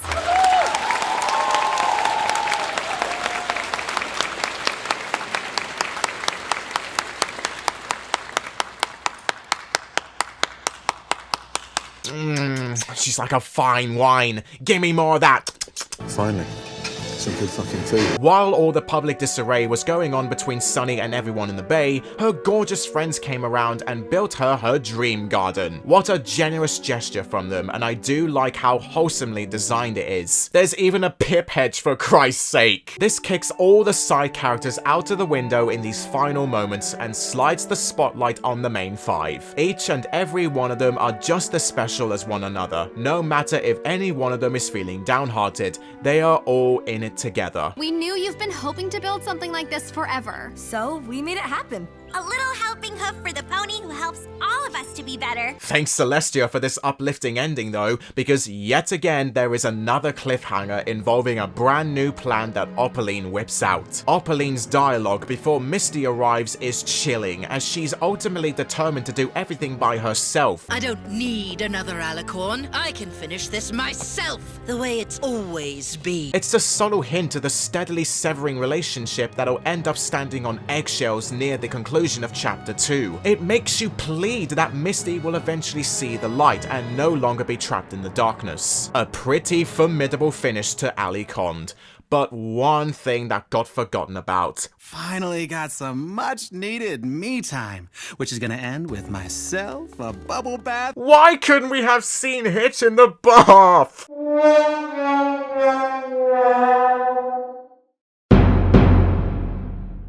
Okay, I'm going to come out and say it now. The Cutie Mark Mix-Up is the most underrated episode of the lot. I am not going to hold back in giving this episode the love it rightfully deserves. If you're familiar with this channel, you will know that this is my favorite episode of Chapter 2. I found it to be the most hilarious. Each of the characters got a chance of recognition, Opaline's plan actually pays off, Sunny and Hitch's friendship flourishes expertly, and the personality change provides excellent commentary for how our friendships can be either strengthened or broken. I am very happy that an episode like this one exists in the first season. So let me take you on a journey through the Cutie Mark Mix-Up and explore why. You just don't understand what it's like to be me. And you never will! One of the most highly regarded episodes of Friendship is Magic is the Season 7 episode A Royal Problem, where it dealt with intimate circumstances surrounding the then tense lives between Princess Celestia and Luna, which resulted in Starlight Glimmer impetuously switching their cutie marks. So the two sisters begrudgingly spent a day doing each other's roles until they were drawn closer due to the potential danger that could have blown up. You don't need Luna. That's not true. Even when we were apart, I knew I needed her. And their relationship was repaired when they both needed one another the most. I know that episode and this episode have been compared almost all the time, but there's no denying that the inspiration was clever. Instead of it possessing big stakes that could have surely wiped out a royal civilization, the plot is drawn to the one place where everything began. And no, it's not a downgrade. The Cutie Mark Mix-Up only enhances the elements that the royal problem missed. You guys all think you're so much better than me. The first 4 episodes were all character studies concentrated on our main protagonists, so they can be officially grounded into reality for the audience to understand better. I support the idea that the character-focused episodes came before the actual mystery stepped its hoof up. Opaline's machinations were nothing merely but breadcrumbs, boosting our excitement for when she would actually take her threat seriously. That's what I adore the most about her involvement in this episode. We learn that even her magic has been undermined due to the effect of the Unity crystals. You know that my power is compromised. You fucking child. This minuscule slice of uncertainty from Opaline is one of my favorite moments of her role in Chapter 2. Not that I wasn't sympathizing with her, but it's hard to draw your brains away from who she really was and what she did that caused her decrease in magic. She even has to sometimes resort to pouring her sorcery from vials and jars, like a classic witch. To me, that gives Opaline that additional sinister gleam. I realize this has been a continuous hint during Chapter 2, but I shall address it now. No matter how many conflicting emotions I eat up from them, I gotta love Opaline and Misty's relationship. Those silly little ponies have it! By accident! Accident? We can try that too? Stop!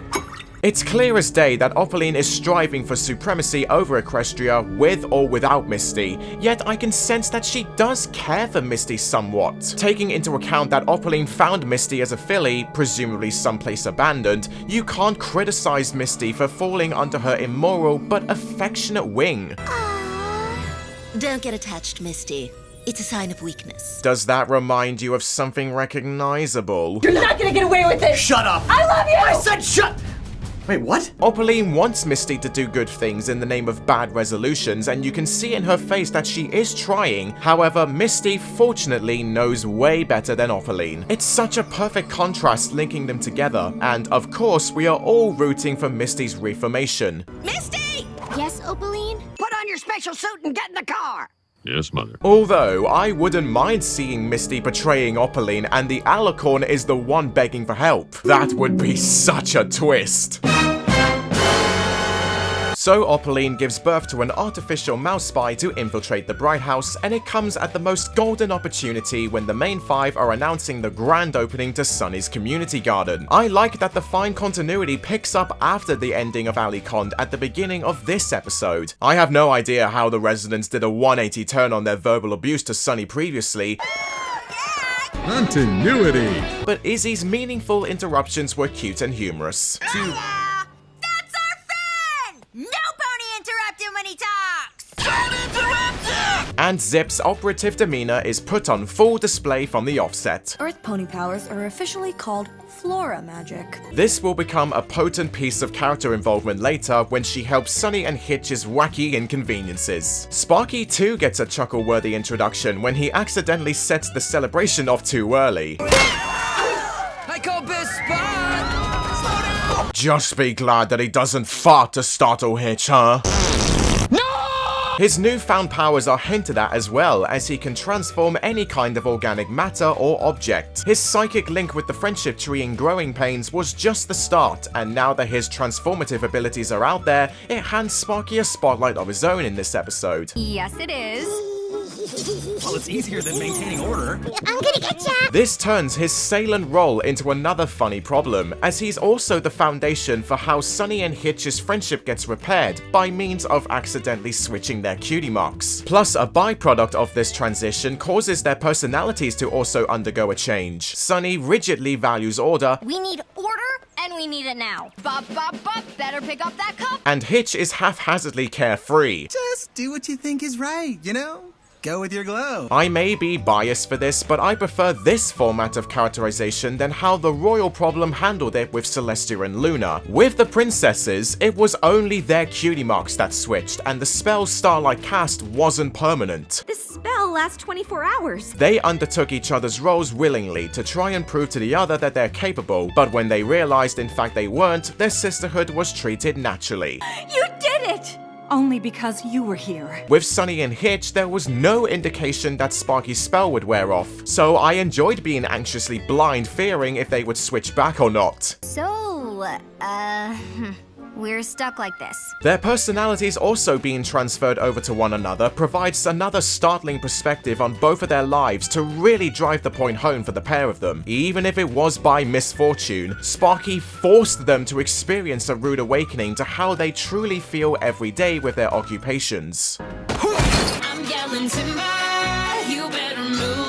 I may not be an officer, but I openly understood Sunny's endeavors in customer service. It is hell, despite making tiny mistakes that don't make you at fault, but to the people, they treat you so harshly. But I followed the recipe. There's the problem. Sunny always makes them on the fly. You've been too quiet. No wonder Hitch runs out away from the ponies when he feels overwhelmed. Great sheriff, but Hitch cannot make smoothies to save his hide. It's why Sunny and Hitch's argument is another splendid moment in Chapter 2, both of them exploding on each other when they rapidly list all their struggles in one go. I was left laughing on the floor. Do you even know how hard it is to be the Alicorn in Maritime Bay? Every pony's watching. I need to be a pony that others can count on. So do I! I hate repeating myself, but it is another realistic situation that can definitely happen between friends, even the bestest of friends. Nothing is sacred after all, and there's ought to be days when nobody feels the same. You know what? I've got someone else who can explain this better. It's okay to fight. Everybody fights now and then, especially best friends. But you gotta make up fast. No fight more important than friendship. Until it culminates with Sunny and Hitch running into each other and apologizing for their outbursts. This reunion is immensely sweet, especially glancing at their collapsing expressions before they beam back into life with smiles and ending with their secret hoof shake. Yep, remember that too from the movie? Up high, down low, hitch it to a post. Flip it sunny side up and on a piece of toast. Yes! It's iconic and the most appropriate way to show that they are indeed on good terms, just for it to become the cure to revert themselves back. When you take into account the moment Sparky conjured the switch, Sunny and Hitch were basically one sentence away from their friendship being tainted. This reversal after the hoof shake doesn't feel contrived or contradictory at all, since both friends had to be reduced to their lowest point socially before they could even approach one another again. Sunny and Hitch earned their sympathy from their friends and even the audience when they couldn't handle the pressure anymore and embraced together with a genuine apology, therefore causing the switch magic to wear off. So, you think there's still time to fix all the messes we made today? Only if we do what we each do best. Well, bang, okay? It's smooth storytelling in a nutshell, and the pacing of the episode helps it stay balanced without everything happening all at once. One particular detail that this episode and the last three have in common is that there's no sign of a side story squished into them. From now on, everything has to be related to the main plot that flows through. So while Sunny and Hitch end up having a squabble about themselves, who has been taking care of all the critters that finally feature in the series? I want you to draw me like one of your French girls. Turns out that it is Izzy and Pip's job, and I am not joking. Each and every one of their difficulties with rounding up the animals kept me giggling for how innocent the chaos looked. In Tell Your Tale, we had an episode that centered around the same kind of story, Baby Critters Club, and unlike this episode, that one was absolutely terrible.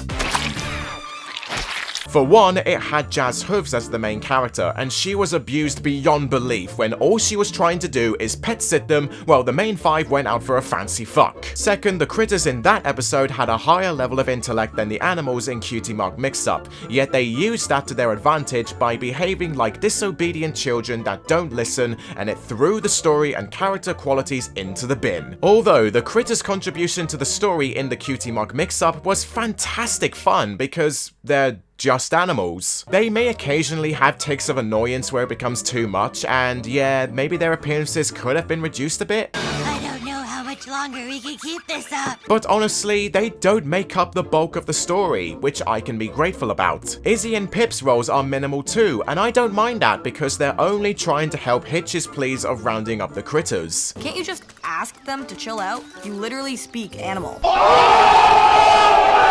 Unlike Baby Critters Club, the damage the Fluffbutts commit in this episode is really small. They're literally either just walking around or chilling on the spot. Watching Izzy and Pip making such a massive deal out of such a negligible issue was greatly amusing. Don't just stand there! Help me!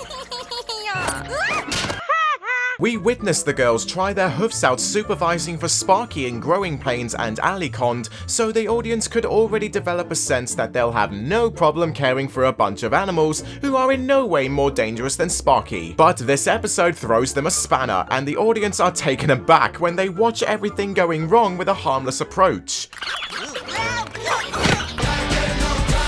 Zip's character is no different either. No matter how much time she devoted into solving Sunny and Hitch's Cutie Mark problem, the real issue was running under her nose the whole time. Indeed, she doesn't end up directly solving their conundrum, but without Zip, the pair of friends would have ended up continuing to argue, never realizing when their Cutie Marks would have switched. Your Cutie Marks are switched! They are?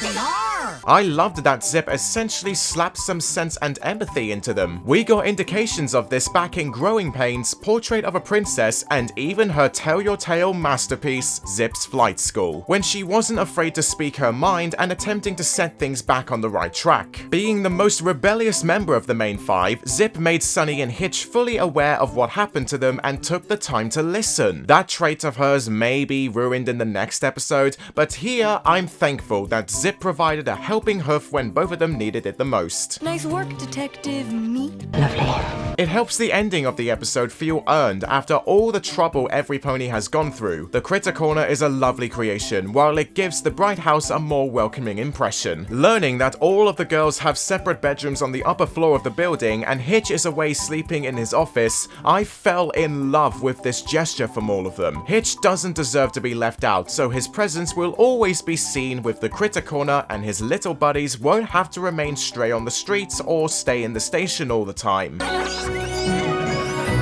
And speaking of strays, the mouse that went unnoticed by the ponies managed to give Opaline the information she needed to know. It kept me on edge how Opaline once again has another advantage over the ponies, realizing that their lantern is an instrument of great power. It sets up the next 3 episodes with a mission worthwhile of keeping an eye out for what could happen. The second that Opaline rejected Misty's request of keeping the mouse alive by killing it made my blood boil. Can I keep him?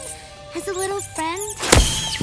This is my boy! Something I noticed about Misty's expression during their last scene in the episode, when Opaline demands her to stay focused on the task at Hoof of going undercover, she lets her face droop into a frustrated frown. I think it's an incredibly touchy blink and you'll miss it moment to seed her future doubt of being keen to Opaline. It all builds up to the end of Have You Seen This Dragon, where she breaks down crying on her bed. Here, Misty was observing all of these marvelous friends she could potentially make, but while she has Opaline overseeing her every move so she doesn't go out of line, she's just stuck. No need for friends when you have a job to do. Oh, and yeah, did you also catch that book Easter egg from Seashell? Ooh, is that a new book you're reading, Seashell? Yeah, it's about this tree that grows special crystals called elements.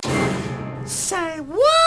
This is a groundbreaking discovery to keep in mind for the series' future, and hopefully it's not just in there for the lols. Although, perhaps, one has already blossomed. Woo!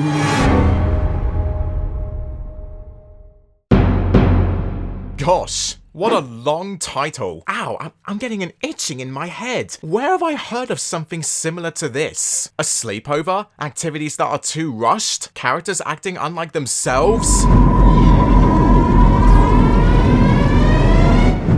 Well, time to go through the grinder again. Simply put, the traditional unicorn sleepover is alright. In fact, I would deem this episode better and what that Gen 4 episode should have been in concept. There's plenty of amusement to be had in this one, and it finally gives Misty a commendable sense of foreground. But does it hold so much more within its boundaries, or is it just filler before the action strikes again? Well, grab some pillows and cook up some candied popcorn, because I'm about to tell you a story. Once upon a time, there was a very special unicorn. There's a definite succinctness that the opening of this episode has, and it gives us a quick overview with none other than Izzy and Sparky having some downtime. Even Sprout gets a cameo of getting further beaten around. Always a joy to my eyes. Considering how much Izzy and Sparky would have bonded during the events of Growing Pains, their time together at the start of this episode was cute. It's short, yeah, but sometimes you don't even need the beginning to be dragged out longer than it needs to. And knowing how this episode was going to play out, hence having sleepover in the title, I was happy that the prologue wasted no time in getting us straight to the juiciness.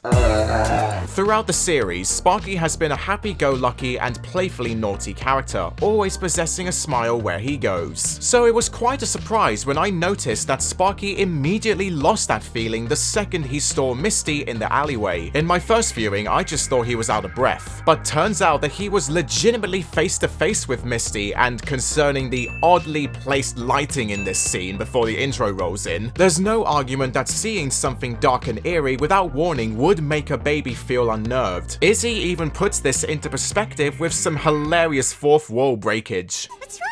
You're acting like there's some mysterious and scary presence lurking in the shadows directly behind me. Oh yeah! It's understandable why Sparky would behave unnaturally around Misty due to their first meeting. Taking into account his psychic abilities, he would have sensed a hidden wickedness behind Misty's vibrant exterior. Looking at his pout during Izzy's chaotic conversations was funny. We can be unicorn friends! You're crazy, girl!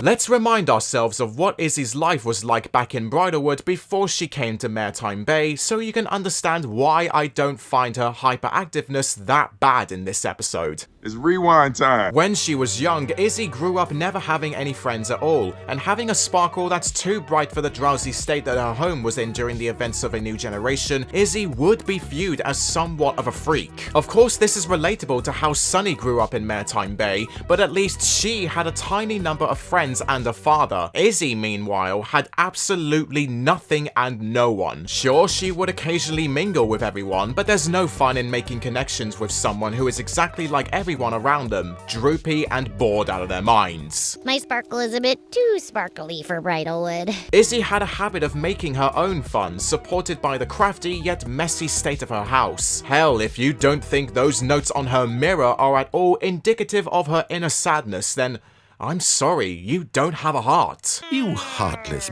bastard. So when it comes to fruition that Izzy was able to find friends outside of Bridlewood and restore harmony alongside them, she would certainly been in one of the happiest times of her life. Yet still, she hasn't been able to find a friend of her own that's a unicorn and supposedly from Bridlewood. Would you be able to handle holding yourself back from hosting a big celebration to remember this moment in time? Doubt. It makes me beam with positivity that Izzy is relishing with high spirits, making a friend all by herself and unleashing her creative side. Izzy proposes that they all have a sleepover at the Bright House, and I didn't mind this idea before... Oh no, here come the look before you sleep vibes.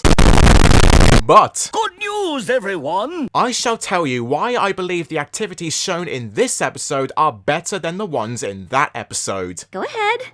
I'm listening. With Misty brought into the picture, she becomes the main suspect for the audience to keep their eye on. It can be said that Misty was biding her time, waiting in the shadows for the ideal occasion to take advantage of someone from the main five, and yeah, Izzy unknowingly becomes that very victim. In hindsight, I find it woefully hilarious that during Izzy's rambling of all the sleepover talk, Misty's hardly able to get a word in since she has almost no knowledge of what it's like to be brought up in Bridlewood or know anything about the activities that Izzy has invited her to. It's the unicorn tradition for whenever you make a very special new best friend. You've never heard of it? Oh, yes, of course. You can visibly see hesitation in her face, as if Misty was having a mental breakdown. Nonetheless, Opaline encourages her to party along with what is going to go on in the Bright House, while trying to find a way to steal the lantern. The variety of recreations shown in Rapid Session was good fun. Arts and crafts, pillow forts, Monopoly,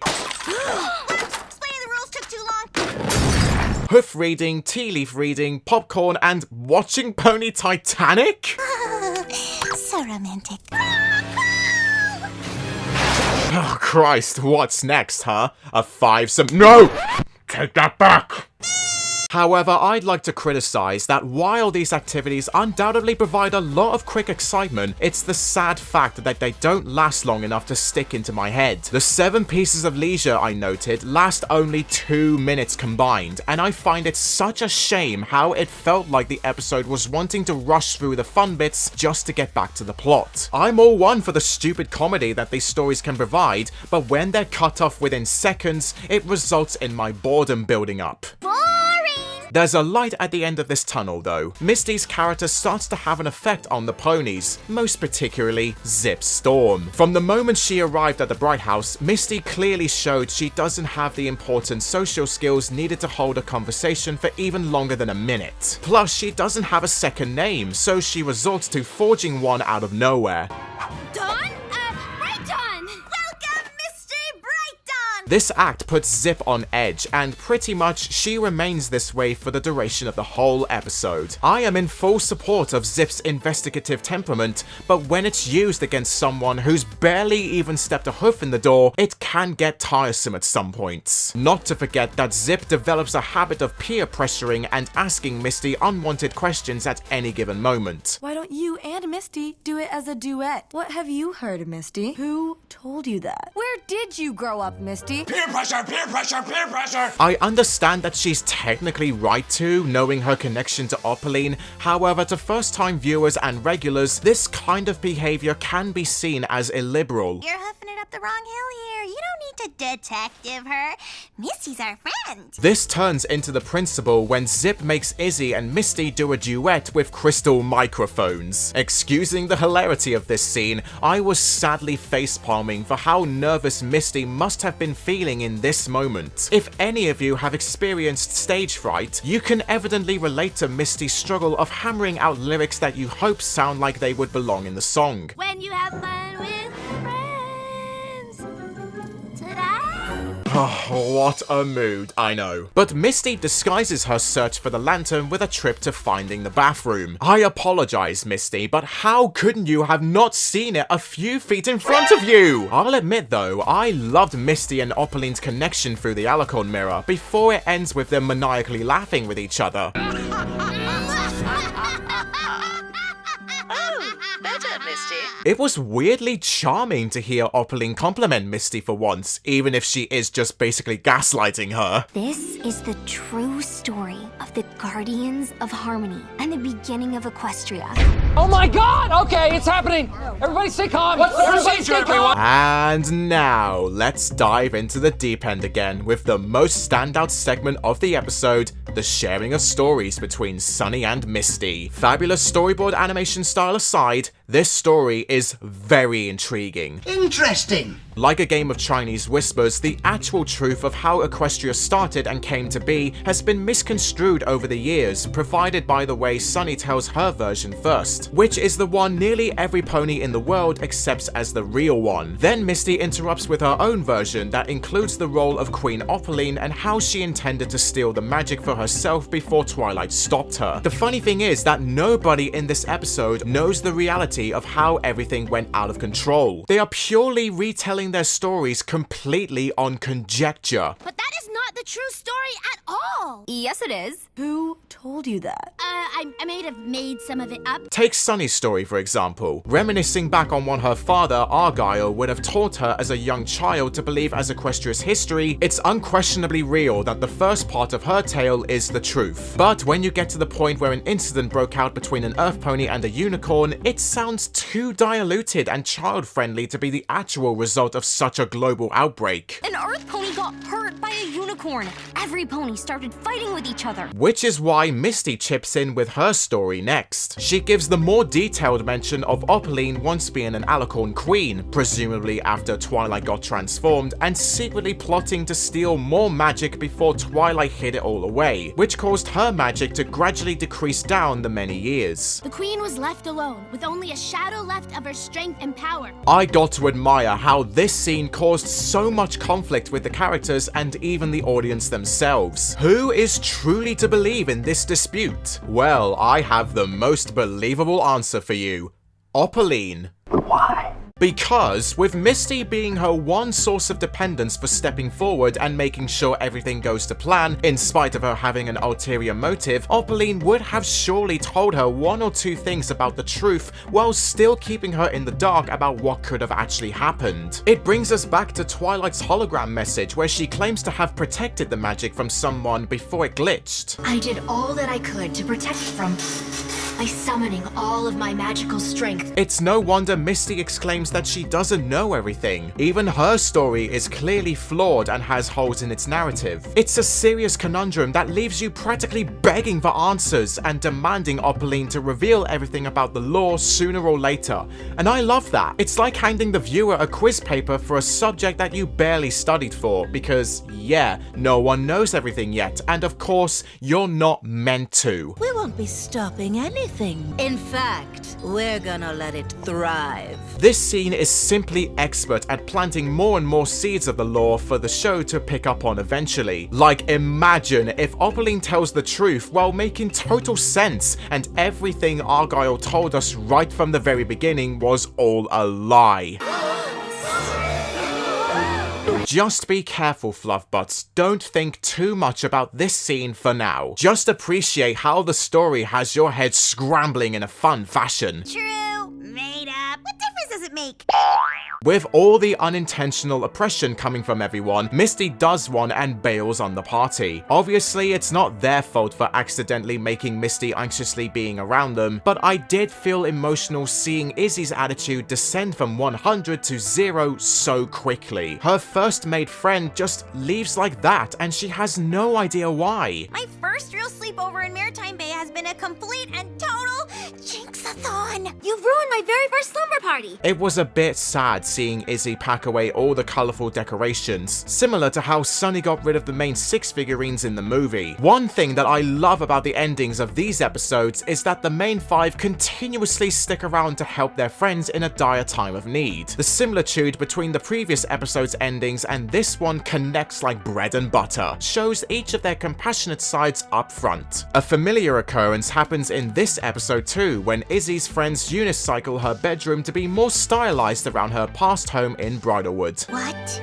is all this stuff? It's all the stuff you said you missed from Bridalwood. Give or take a couple horn-shaped strudels. What a lovely sight it was, seeing the gloomy yet heartwarming atmosphere in this panning shot, and Izzy steadily warming up again. Misty still stays true to her mission and returns to the Bright House until they all gather for a final sing-along. This was an adorable scene to watch, reassuring that Misty is welcome at the Bright House whenever. I'm pretty certain that many girls could relate to the group here if they've ever had a real slumber party and engaged in some karaoke. Grow some corn and freedom puffs, the unicorn song.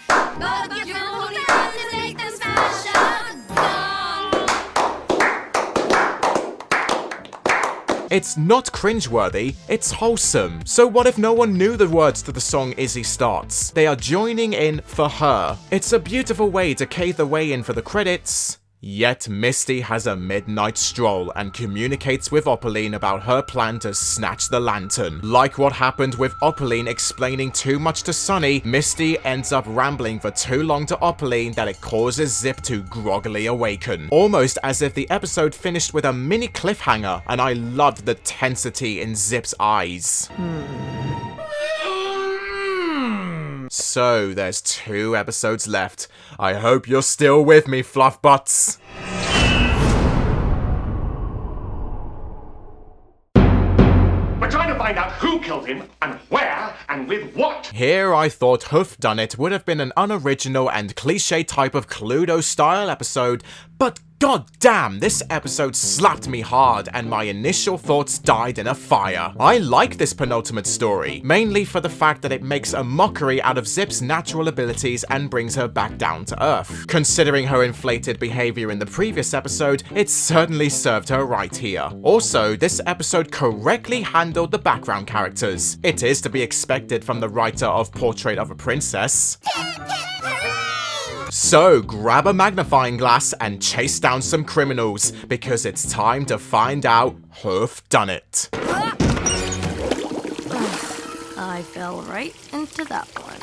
Let's face it, for the duration of Chapter 2, Zip's only physical mannerism on screen has been her detective parallel. All the way back from the start of Izzy Does It to the beginning of this episode. She has hardly had a moment of recollection of what it's like to just be her normal self, without the need to constantly be on the lookout for anything suspicious. Her interest in science and being Hitch's second in command may be her main character traits, yet it's been a slow realization to the protagonists and the audience that it's been lantern having an adverse effect on her life.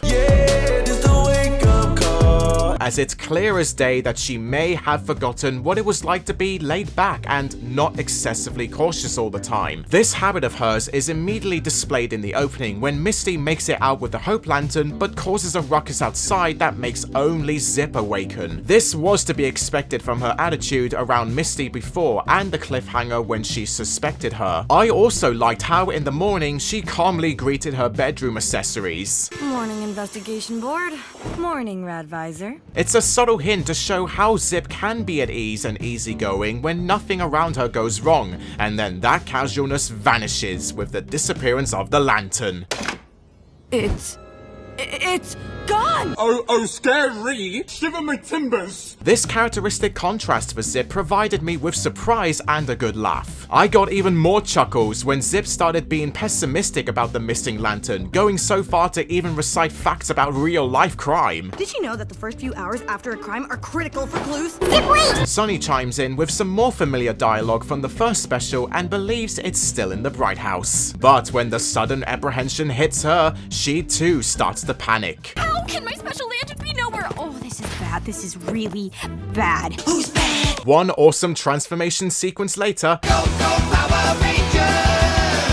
Zip turns the Bright House into her own crime scene playground that was all around humorous since she doesn't know any better. She's overthinking herself. Like, did she really think a bitten apple in the fridge would be evidence? Soon enough though, Zip does obtain a lead to finding out Hoof Done It, ha ha ha ha, with the garden dirt leading towards the lantern case. Dirt! Soil? I'll give it a miss, though. Did I just taste dirt?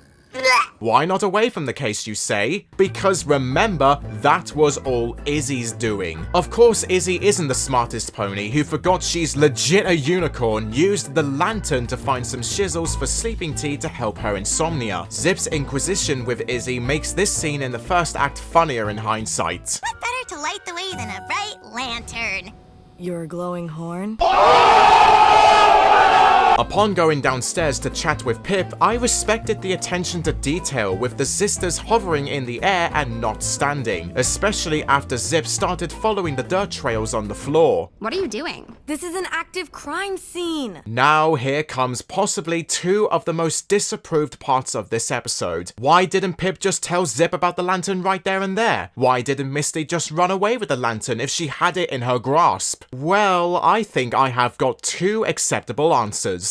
I'm all ears. For Pip not telling Zip about the lantern, she was only trying to be a good sister. I know it's hard to believe, but you've got to take into account the events that happened which concerned their relationship. With both of them nearly despising each other in Portrait of a Princess, it's predictable that some slivers of regret or doubt would linger on in the following days. Pip isn't keeping hold of the lantern because of selfishness. Pip is only wanting to keep Zip enthusiastic and cheerful about finally having a time to properly shine with her detective skills. But she already looks so happy. If I give it to her, her fun will be over. Pip knows the lantern is in good hoofs and only wants to play along with positive intentions. But she ironically doesn't know that sooner or later, it leads to Zip up front accusing Misty, so Pip has to stand up and expose herself as the so-called thief. I've got the lantern thief right here.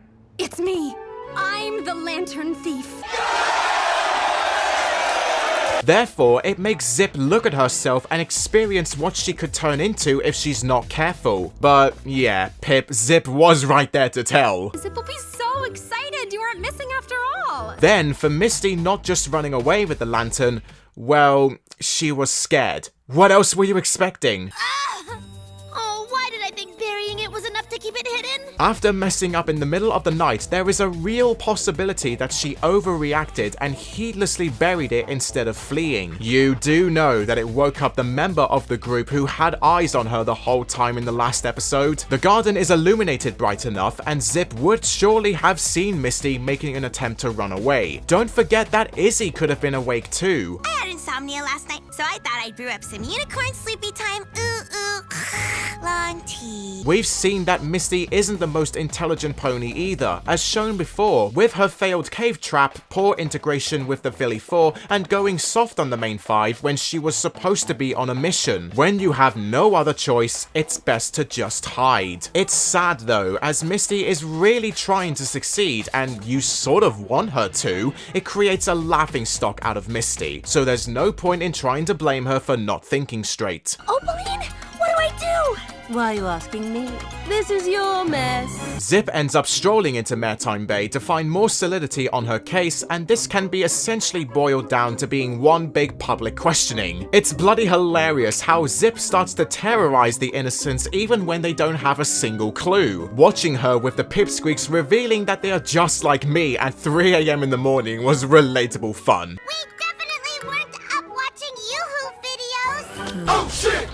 They give Zip a clue to who's behind the thievery with Pip's glitter, but she dismisses it due to believing that she's jumping to conclusions. The funny thing is that she was on the right track, but she still continues to suspect Misty, despite being given evidence to someone else. It further puts Zip in an amusingly ignorant spotlight when she mistakes Mayflower's lamp for the lantern. Mayflower, what is that?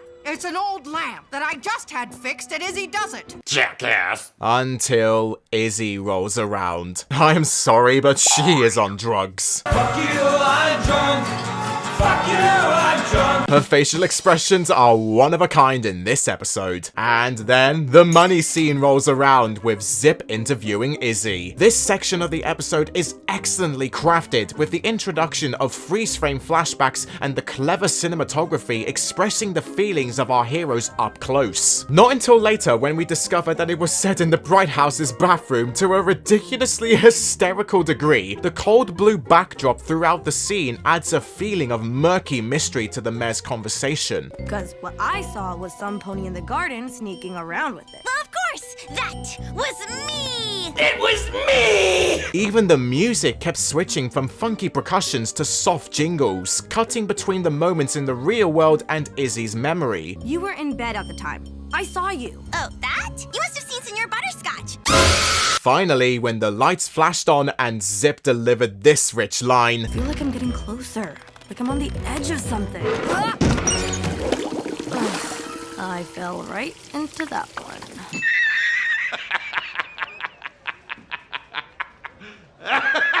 Humiliated from the bathtub gag, Zip does what she didn't want to do earlier on. Jump to conclusions. So she runs after Misty in a nice little chase that reminded me of the beginning of the first special. Only this time, this scene feels more justified as there is a bigger stake at Hoof instead of it being caused by a bird robbing a phone. I do feel bad for that tram driver, having to constantly defy death because of Zip. My compliments to your cobbler. It was slightly confusing how Zip didn't hang around long enough to notice Misty in the main melody, but both of them culminate in a fiery confrontation, and this did make me feel sympathetic to Misty for how much Zip was putting her on the spot. I had a weird feeling about you. Those probing questions about Sparky.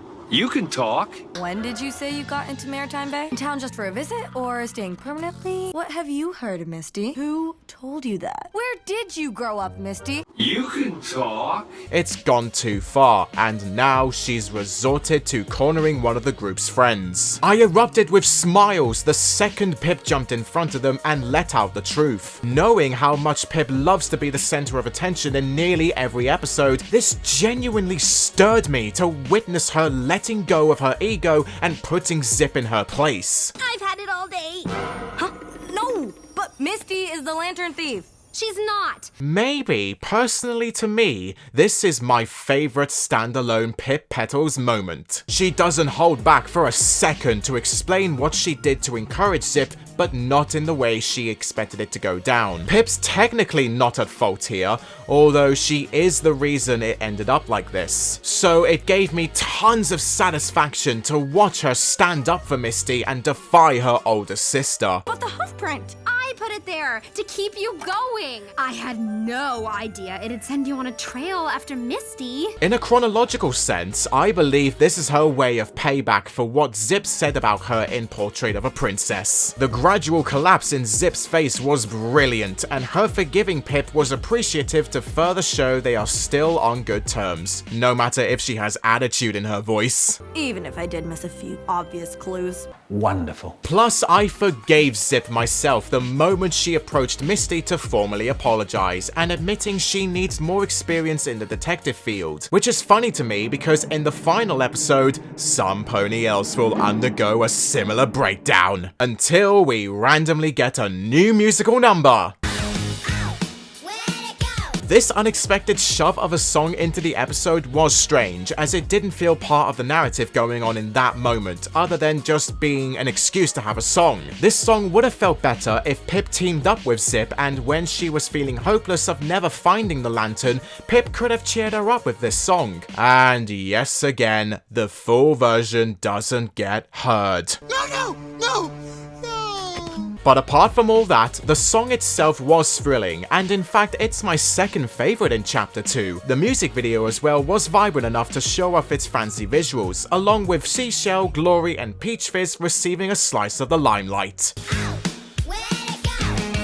Cookie! Oh, and yeah, what about Sunny and Hitch, I hear you wondering? Why haven't I mentioned them at all? Well, that's simple, because they hardly contributed to the story in any way. In all honesty, this should have been another Zip and Pip centered episode, as they are obviously the main stars who receive the most screen time and most memorable moments in this episode, which is why I find Sunny and Hitch's action outside the main melody quite unnecessary, as it felt like a repeat of Alicon's prologue. Come join us in the plaza for a very important cause. I have a really important announcement. Hitch's sections with Sparky are adorable as always, and it does provide us with some early insight on who the finale is going to focus on, but for this episode, they do almost nothing.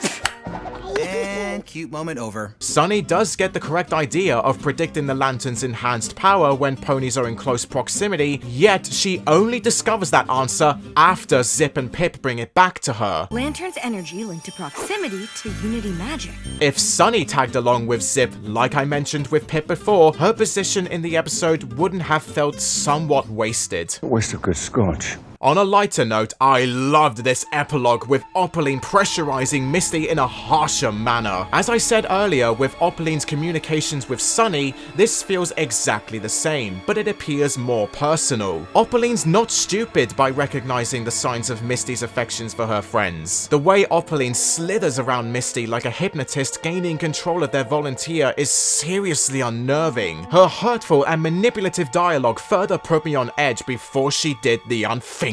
No family, no home, no cutie mark. You bitch.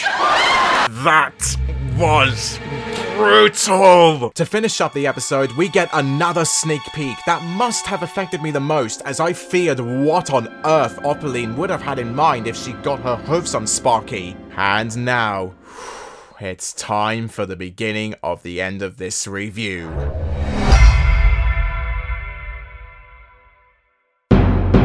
So, we have finally arrived. Have you seen this dragon? The extremely ambitious finale that will surely wrap up Chapter 2's entirety with a neat little bow, and all the viewers can go home feeling seriously fulfilled.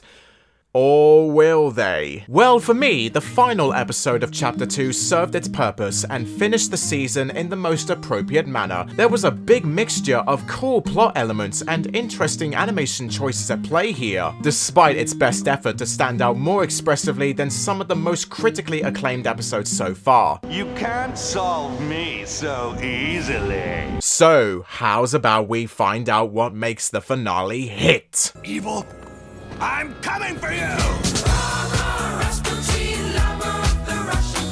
As discussed previously, with the starting episodes focusing on specific characters of the main cast, this final episode decides to try and one-up the solo-centered stories by having all the members of the main five be focused on. Besides Sunny, Izzy, Hitch, Zip and Pip taking center stage with their craziness, there is one character that hasn't properly had the chance to shine in the light. Sparky Sparkeroni. I found this concept of giving Sparky a chance to develop himself even further to be really gratifying, because if he's going to become an integral character in the future, it makes more than enough sense to flesh him out too. What would happen if he's all by himself with none of his friends or carers around to assist him? What if he gets into trouble? What if he gets dragon napped? Oh, have you seen this dragon? Answers that very question. The opening does a dang good job at establishing the nature of events to come and how Hitch is going to be brought to his lowest mental point. While I found the reveal that Hitch sleeps in the sheriff's office by himself hilarious, seriously, he doesn't even have a pillow! It was a nice slice of tension to start the episode with, especially coming off of the cliffhanger from Hoof Done It that Opaline swore to steal Sparky for herself. Hitch's early panic was clearly justified. Sparky, where are you? Where are you? Just like in the real world, I'm absolutely certain that many of you can relate to the frightening prospect of losing a child or even a pet. It's horrible to even imagine believing that your beloved companion or young kid could have been kidnapped or ran away. This episode explores that very notion, and I love how precisely correct it is showcased. I protect him the way I protect all the ponies and critters in Maritime Bay, as if they were my own family. Yes, Sparky was fine and dandy all along with Misty, but do they really think about the repercussions that come with the ponies trying to find him? It can feel dramatic. Of course, Hitch realizes he can't find Sparky by himself, so he calls upon the girls to assist him. As we saw before in Growing Pains and Alicond, Hitch comes to accept that asking for help is perfectly okay, and I loved how immediately it's displayed after the intro. Sparky is missing! What? No!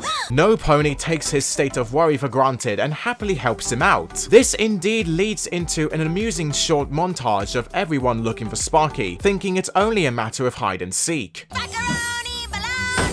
Everyone is after Rolflo the baloney! After that, Zip storms. Oh god, I need to stop these jokes. Into the next scene with her cleverness and gives Hitch some heads up into the different places the dragon may be. Unlike the previous two episodes where her detective counterpart may have been a little bothersome, the finale officially shows it confidently. Being Hitch's deputy, Zip needs to stay strong for him and solve the disappearance as quick as possible so Hitch doesn't feel as anxious. I adored it how the rest of the girls were being his emotional support, knowing that Zip is the expert in this circumstance. This comes to light later on when she finds out how Sparky got kidnapped. Notice in these pictures that Sparky is never without his blankie? If he's not with it, it's not by choice. Now, if that isn't smart, I don't know what is. Damn, if that ain't the coolest thing I've ever heard in my life. It was great how Hitch brings himself back up and is determined to find Sparky. I can do this.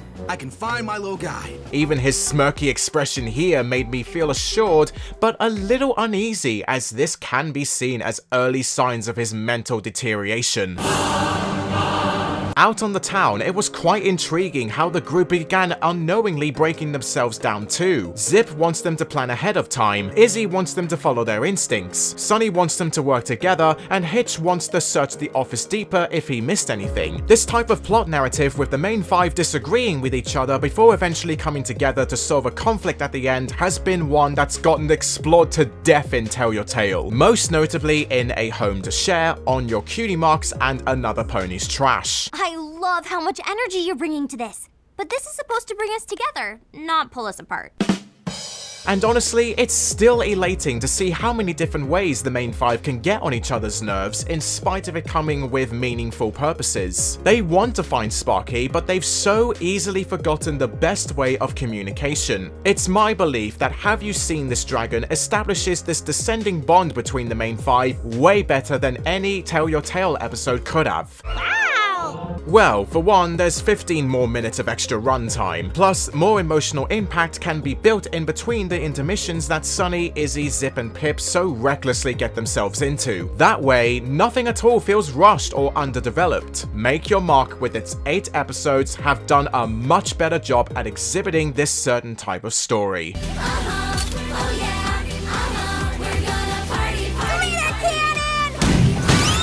The main 5 rapidly spread out to Sparky's favorite places, and this ends up with a humorous sequence with our characters tasting a starter of the chaos that's inevitably coming. Zip and Pip with their typical sister differences. What is all this stuff anyway? It's called makeup, Zip. There's also a scene with Izzy having no respect for plant life and Sunny having a Rainbow Dash moment. Please be more delicate with the plants. They have feelings too. I'm so sorry. She doesn't know any better. He doesn't deserve you. Then, in Hitch's office, we receive a roll call of all the critters' names. All of them have names! I didn't notice that at first. Yes, I found you, Pearl.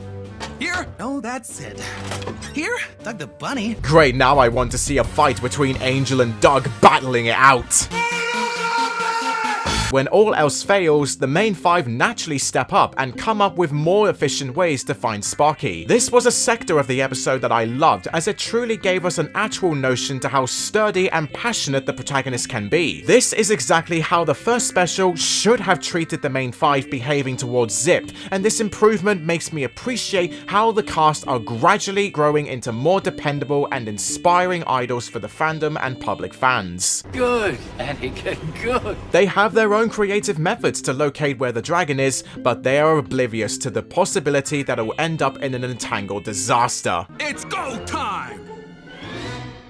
Now I mean, go! Come on, ponies. You should have known that. Even I did. You should just run out the door. Come on, guys. Don't you know how this works? Before we dive into the havoc that'll soon crop out, let's take a look at the messy relationship that goes on between Misty and Sparky. The engagements that the pony and the dragon share is comedy gold, and it puts them both on display with their most basic characteristics. Misty wants to steal Sparky, but finds herself unable to due to her inner kindness and reluctance. You're a really good listener, you know that?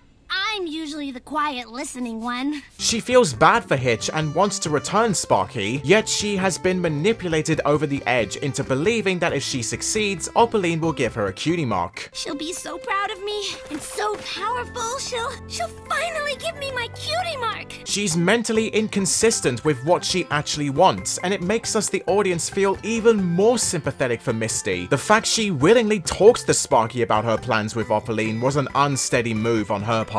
Once Sparky matures, what happens if he remembers what Misty told him? It probably won't happen, but it's rather the interesting likelihood. I see. Misty's not perfect in her antagonistic ways, and she's constantly trying her best to achieve success. But when you have a baby dragon going haywire who has already been suspicious of her from the 6th episode, you know you're in a heap of trouble. Sparky's playfully evil smile is so cute every time. He causes a chase through the Bright House with Misty pleading with him not to harm her, which had a couple of silly moments. My name is Mr. Spoon and I'm... Ouch! A prickly cactus! Take a picture! Before the episode decided to go home alone on us. Hello. Honestly, in my eyes, this was both funny and a letdown. It does sound fitting that Sparky would use his transformative powers to conjure up essentially a giant mousetrap to mess with Misty. Her ballet performance avoiding everything was a joy, but... was that it? This is meant to be the season finale, and this is what we get? I know it's not going to be as violent since Hasbro never changed their overly sensitive ways, but I can't help but feel like these interactions with Sparky and Misty were barely given the time of day. Izzy did have the right idea at the start, and it makes the chaos outside very ironic by the end, but there's barely any fun restricting the duo's part of the story to just being inside a cupboard.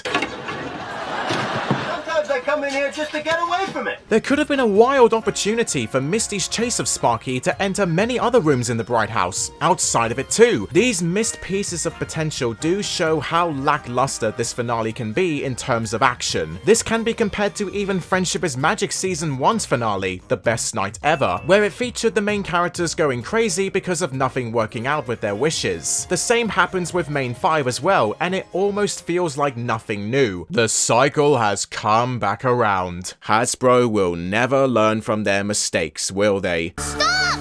Why do you have to ruin everything? Alright, critical side of me, enough of that. Let's tune back to the delicious side of this episode.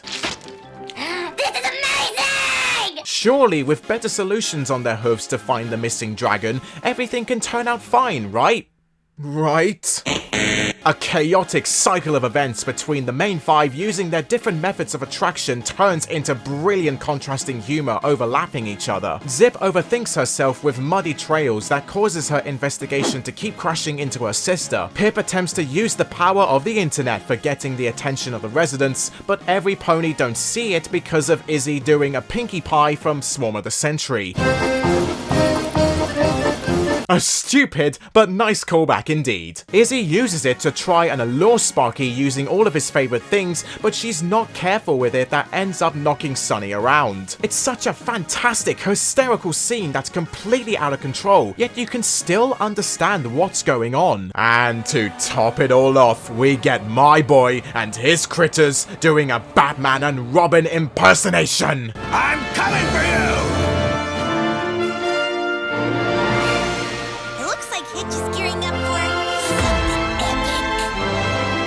This scene had me in stitches. Celestia knows how Hitch got a hold of Zoom and Thunder, but fuck it, I loved how this showed Hitch's rationality broken apart. There was even a section where we see the moment Hitch lost himself after Sunny calls him up to tell him nothing is working. No more Mr. Nice Down. The camera is focused from Hitch's eye level before it tilts upwards from below him to show his freakly decoration until it ends on an extreme close-up on his eyes with the mask sliding over them. It definitely caught me off guard the first time I watched it, and I still enjoy it. Witnessing Hitch wreaking havoc around the bay was chuckle-worthy and gave me Party of One vibes when his voice mockingly deepened to make himself sound fearsome. You'll regret the day you ever crossed Sheriff Hitch Trailblazer. I am vengeance. I am the night. I am Hitch Trailblazer. At this point, Sunny should become a publicist for how many times she can throw out buoyant speeches to her friends so they can just listen to her. It was suitable that Sunny would be the one to slap some reality into her friends this time, and to think that she's only repaying the favor for how many times her friends have helped her during her troubles this season. Contrived as it may be for how Izzy, Pip, and Zip instantly snap out of their wacky wits, it was rather pleasing to hear Sunny treating the situation seriously and making sure that all control is in order. Friends, we need to remain calm and listen to each other. Unified, we can do anything, remember? After they hand Hitch back his wits, another unthinkable thing happens. I know how to find Sparky! Pip is the one to save the day, and the song that happens, God.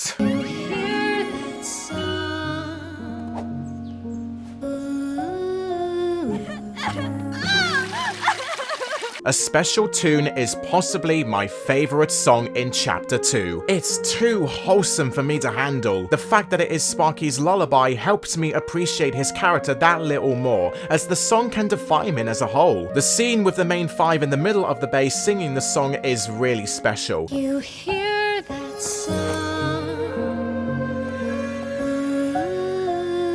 The visuals are remarkable, the soothing rhythm of the song, the characters calmly working together after all of the mayhem before Hitch lights up with joy to hear Sparky's voice echoing out. The song resonates with you to stay genuine to yourself so you can be heard by those who don't bat an eye. Because it's a lullaby that Pip wrote for Sparky, she would want to keep the baby dragon happy about himself, no matter what people may think of him when he possibly grows up. So yeah, you watching this video, please stop hating on the dragon. The dislike isn't worth it in the long run. Thankfully, the main five managed to track Sparky down to that darn cupboard, and Hitch accidentally gets caught in all the traps. A joyful piece of humor to end all of the overblown madness that occurred earlier. Classical slow motion. It was a great reunion with Sparky, and Hitch apologizing for going full Arkham City is legitimately the second time he's held himself accountable for something he committed. It's great that his friends forgive him for that too. The epilogue of this episode was quite gorgeous, as we are left again wondering for the future and what else is new to explore and discover out there in Equestria. Izzy comes around the corner with the dilapidated tram carriage she mentioned earlier. A perfectly good super old broken down tram car that I have big plans for. which would ultimately transform into the fabulous Mare Stream. Even when I didn't know it would turn into the vehicle, I was still firmly excited for what would be made out of it. Remember, Fluffbutts, get this video to 200 likes, and the Winter Wish Day special review will be yours. Yep, I guess it works. Then finally, the episode concludes with a peaceful walk through the bay in the sunset. There's nothing else now but to hope for the best for what's coming soon in Chapter 4. Oh, what's that? What about Opaline and Misty? Well, it's all been building up to this point in the review, and now, let's finish this puppy! Finish her!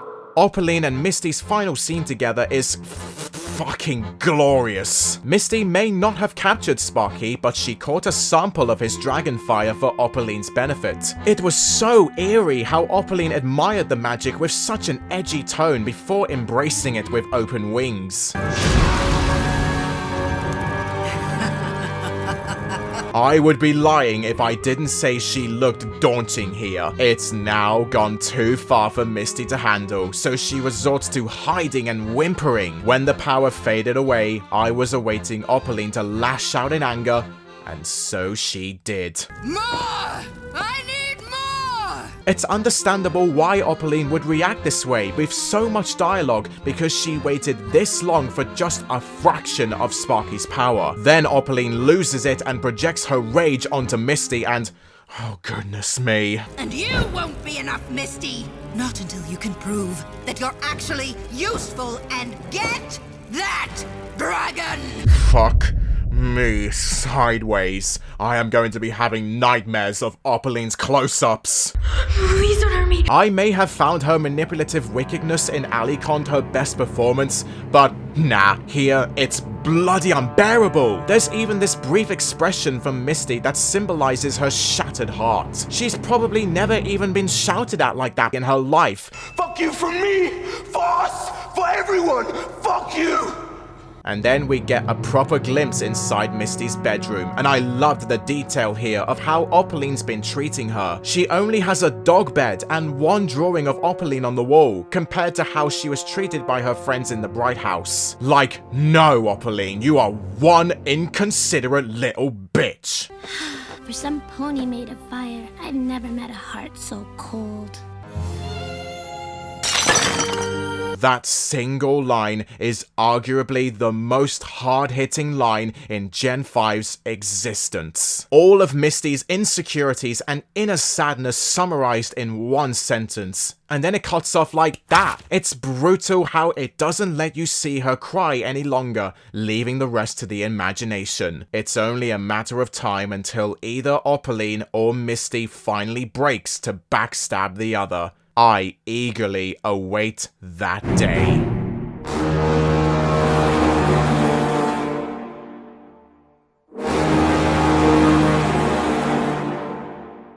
So, say this with me, Fluffbutts. Were they a yay or a nay? Well, Fluffbutts, if you have stuck around for this long, I just want to say thank you a lot for your consideration. You have no idea how much this means to me and this video's current viewership. This has been a massive opportunity for me to truly display my opinion on Gen 5 with full-blown force. So, I won't prolong this review any longer, and let's start back from square one as I breeze through them again and hand out ratings! As a series opener, it's a fair one. Definitely not the most eye-catching episode of the bunch, however, I still very much enjoy it, including all of the Izzy goodness nestling inside. She was the strongest aspect of this episode, as her character took the story and made it one of her own. The mystery surrounding the phenomenon of Earth Pony magic was laid out bit by bit, not becoming most influential until Growing Pains. Opaline's introduction, alongside Misty's sneaky presence throughout, were cool. I loved how the Alicorn mirror becomes a most important decent piece of suspense too. There's plenty of intriguing questions brought into this episode that set up the eventual arc that will hopefully continue on in future series. The funniest moments in this story certainly push the plot in our faces in an exciting way. Pip and Izzy's contrasting conflicts with their creative struggles was also a delight to see. Plus, the musical numbers were nice, giving us a taste into what kind of songs we can expect moving forward. But thinking back on what else was going on with the rest of the characters, Sunny, Hitch, and Zip felt underwhelming in hindsight. They're just there. The later we get into the episode, the more cracks start to show with it suffering from first episode syndrome. It can have some slow moments that delay the great pieces of entertainment it can provide. In overall though, this was a lovely beginning. I award Izzy Does It a yay and a 7 out of 10. The Generation 5 tier list makes a warm welcome, and now it's time for Chapter 2's edition. So, Izzy Does It was a good episode, despite it not really tingling me that much with much surprise. So from me, it receives a B rank.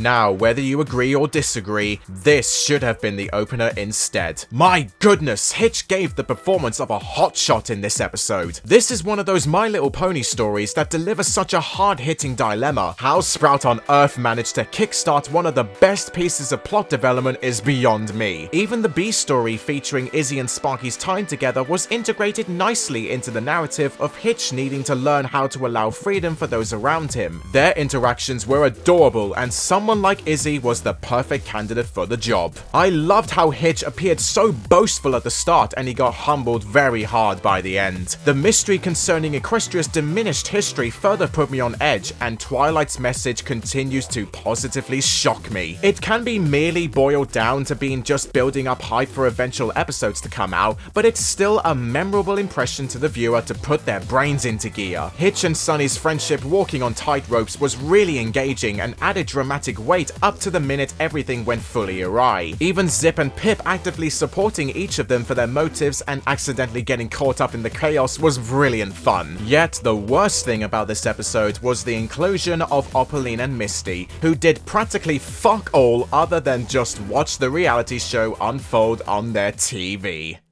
I award Growing Pains a yay and an 8 out of 10. There's no doubt that this episode rises above the first in both story quality and character foundation. If only the Wicked Witch and her familiar were taken out, therefore, I will gladly give this episode an A rank. Okay everybody, you can have this one. This is the best episode of Chapter 2. Apart from a few obvious niggles, this episode is astounding. Janane Hall's writing is near perfection for giving the sisters a story filled with purpose and sentiment. Zip and Pip's performances were absolutely gripping for the eventual descent of their relationship before it picks itself back up welcomingly. I cannot deny that this episode evoked my own inner feelings for how I feel around my own family, and I am obliged to give this episode tons of credit. Its scale concerning the estrangement undertone centered around the sisters is impressive, and it has you torn between who to actually root for. Zip and Pip's continuous arguments were splendid relatable humor that worked well for the narrative at play. Queen Haven's inclusion was fun too for how innocently unaware she was of the situation her daughters keep landing themselves into. Even the Pipsqueak's appearances here and there were completely necessary for being the ones to save the sisters' lives by the end. And then the Portrait Day song exploded with vivacity. The water visuals and the cold vibrancy in the face of such a heartwarming musical number almost made my water gates open up.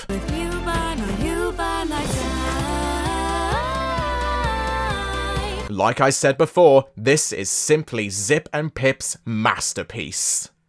I award Portrait of a Princess a golden yay and a 9 out of 10.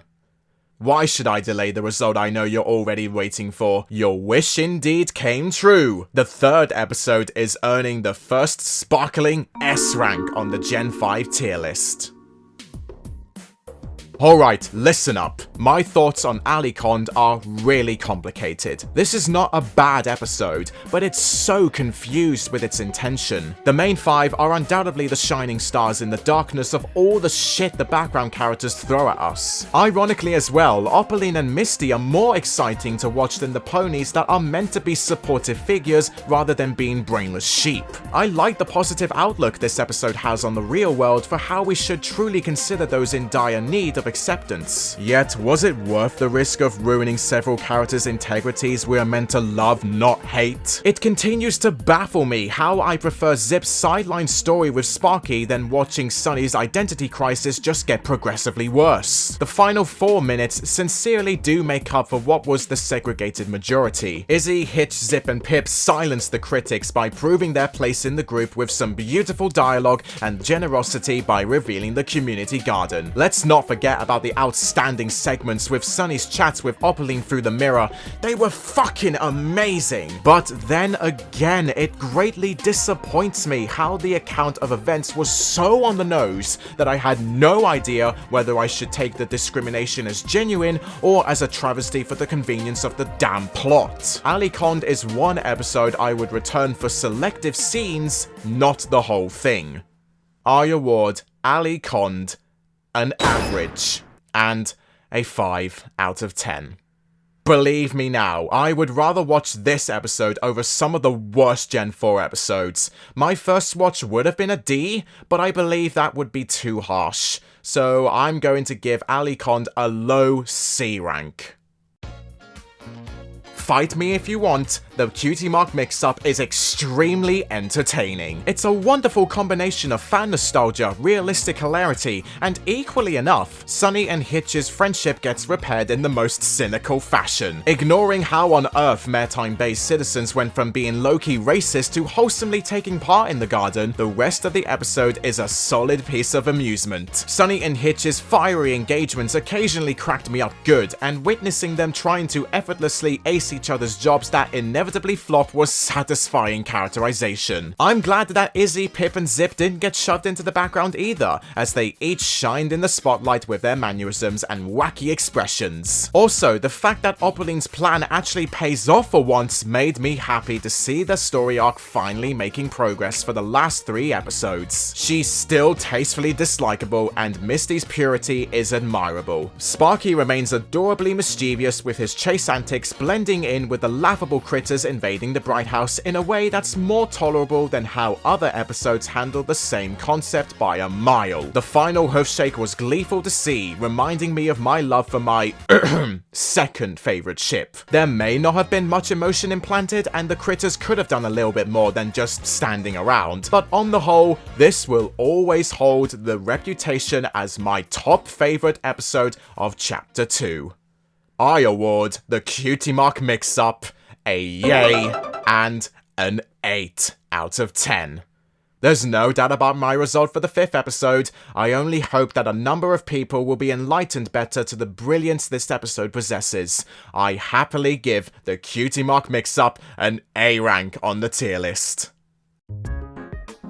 The 6th episode is the outright definition of breather episode. Being part of a chronological series with plenty of heavy elements for the story taking place, sometimes it can feel better to take a step back and remind the viewers that things can still be fun every once in a while. The traditional unicorn sleepover certainly achieves that, and I liked how inviting this episode looked throughout. It's fairly enjoyable for the most part, and once again, Izzy was the leading force of the story. The storyboard sequence is the biggest highlight of the episode, the recreations were cool, and the ending was quite sweet to give Izzy the recognition she deserves. However, just like how I felt about that other sleepover episode, the entirety felt off, and I was truthfully expecting a little more. Zip's attitude was half tossed into the bin, becoming nothing but a mere obstacle preventing me from officially enjoying what's going on. Throwing in more activities in a shorter runtime didn't feel sensible for delivering a relaxing experience. Some of the dialogue was too childish for my liking, and apart from their involvement for cheering up Izzy, Sunny and Pip didn't feel utilized enough. I can safely say that I wouldn't mind returning back to this episode if I felt down or just bored out of my mind. I award the traditional unicorn sleepover a yay, and a 6 out of 10. Ha ha ha ha, you thought I was going to give it an average? Hell no! Like I said, I still find entertainment in its majority. I shall give the traditional unicorn sleepover a B rank. I know I said in my reactions that Hoof Done It was my second favourite episode out of the bunch. And I am not changing their episode placings for anything. This is solid now. But sadly, that is no longer the case. That doesn't mean this episode's brilliant comedy and character development are wasted, because those elements still hold up today. I loved the deconstruction of Zip's stubbornness as it lands her in a whole lot of turmoil during her investigation and interrogation with Misty. Opaline's last scene was nerve-wracking too. Pip's sneaky inclusion pushed the story's boundaries away from cliche territory and into more wacky originality with a hint of sibling encouragement. I appreciated the flashback scenes too. Did I mention how bloody hilarious this episode's number of jokes and gags are too? Zip falling into the bathtub, Izzy's drug addiction, and the equestrian take on modern society. Like I mentioned before, this should have been another sister-centered episode instead. It's unfortunate how Sunny's involvement amounted to nearly nothing, only popping up near the end. That also includes Hitch as well, as all I could remember is him tripping over Sunny's butt and his final scene with Sparky. This did feel a little empty at times. And the musical number, as much as I love it, it was out of place and didn't feel deserved. I'm so sorry. But apart from all that, Hoof Done It is still a hell of a lot of fun. I award Hoof Done It a yay and a 7 out of 10. I apologize to my 2022 self, as I know they wouldn't like what I'm about to do, but they ain't me anymore, and yet a great episode all the same. I happily hand Hoof Done It a B rank.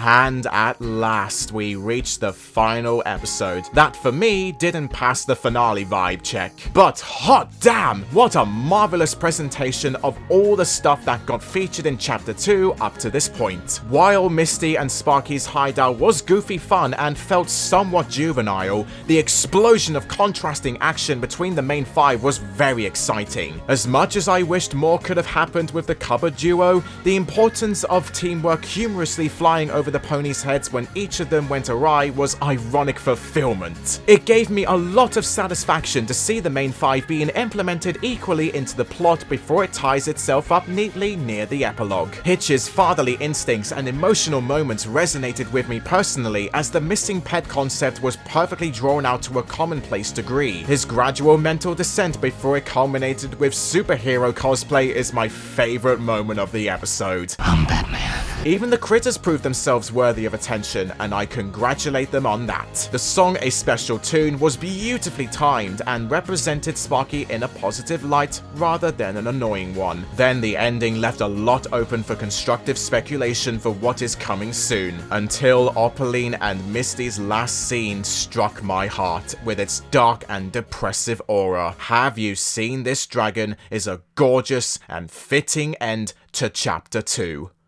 I award Have You Seen This Dragon a yay and an 8 out of 10. If only this episode did the cupboard more justice, it would be even higher. But no doubt, this final episode was an absolute treat. I shall hand for the last time Have You Seen This Dragon an A rank. Also, Fluffbutts, I am going to add a new tier list into the mix because this is going to be a season tier list. So, where am I going to place Chapter 2 on the season tier list? I think I shall give Chapter 2 a perfectly nice B rank. Hey Fluffbutts, before this video wraps up, I just wanted to take this moment to talk. This enormous review has been the one definite example of my persistence and productivity all in one compact package. I owe all of you currently watching my gratitude for watching this video and for keeping me going throughout these past 3 months of just compiling this colossal project. Truthfully, I may never feel as determined or really burnt out creating a video like this one in my life life again. It's only because of you lovable people that helped me stay motivated to complete this monstrous review. Countless days and nights I stayed up just making small pieces of progress for this whole video, and I've even taken willingly days off work just to get this video just finished. Heck, not even Pip would be able to handle all the sweat and stress that I experienced while making this review. Without a doubt, Generation 5 of My Little Pony has pushed my creative abilities further than I could have ever imagined. All the way back in 2021, when I was just making a stupid announcement video on the movie and all the cast that was going on, I never expected for me to basically just blow up into this one big name and essentially become the hype train driver of Generation 5 entirely. I'm probably bragging at this point, but it just feels so surreal to me to actually extend my channel further and therefore push my variety of content just more consistently. There's no doubt that Gen 5 is unique, no matter the number of itches here and there. Chapter 2 has been a really delightful leap forward. To all of you that adore Generation 5 as much as me, please keep at it. Don't let anyone else try to convince you otherwise. Of course, being a content creator, I always strive to be balanced in my likeness towards Gen 5. I have a responsibility to uphold after all. As long as you keep your passions true, others will see you for who you are and what you love. It's just ponies in the end, isn't it? We're all freaks in this together, aren't we? Ultimately, I love you Fluffbots so much for supporting me on this journey and into the future as well, and I hope the ride will still continue on. And to finish up this whole gargantuous video, I think you've all been waiting for this for a long time. Forget my reaction episode listings. Here is my official Make Your Mark Chapter 2 episode rankings here. Now this is the one that's going to be solid no matter what, and maybe if my opinions change in the future, just know that this list is going to be my definitive one for now. So now Fluffbots, and yeah, after all the work that I have done for this review, I am going to be having a little bit of a break. Don't worry Fluffbots, plenty of new videos are on the horizon in the future, and I hope that you will all be excited for those to be released soon enough. This is me signing off, but just for now. Much respect Fluffbots. Hoof to heart. And before the video ends, I would like to shout out my Silver Fluffbot patrons, Comet Speed, Louise Wade, and Alex Smith, and my Gold Fluffbot patron, the Pate and Grauer Fultrisky. Thank you so much for your love and support. Keep on, keep on.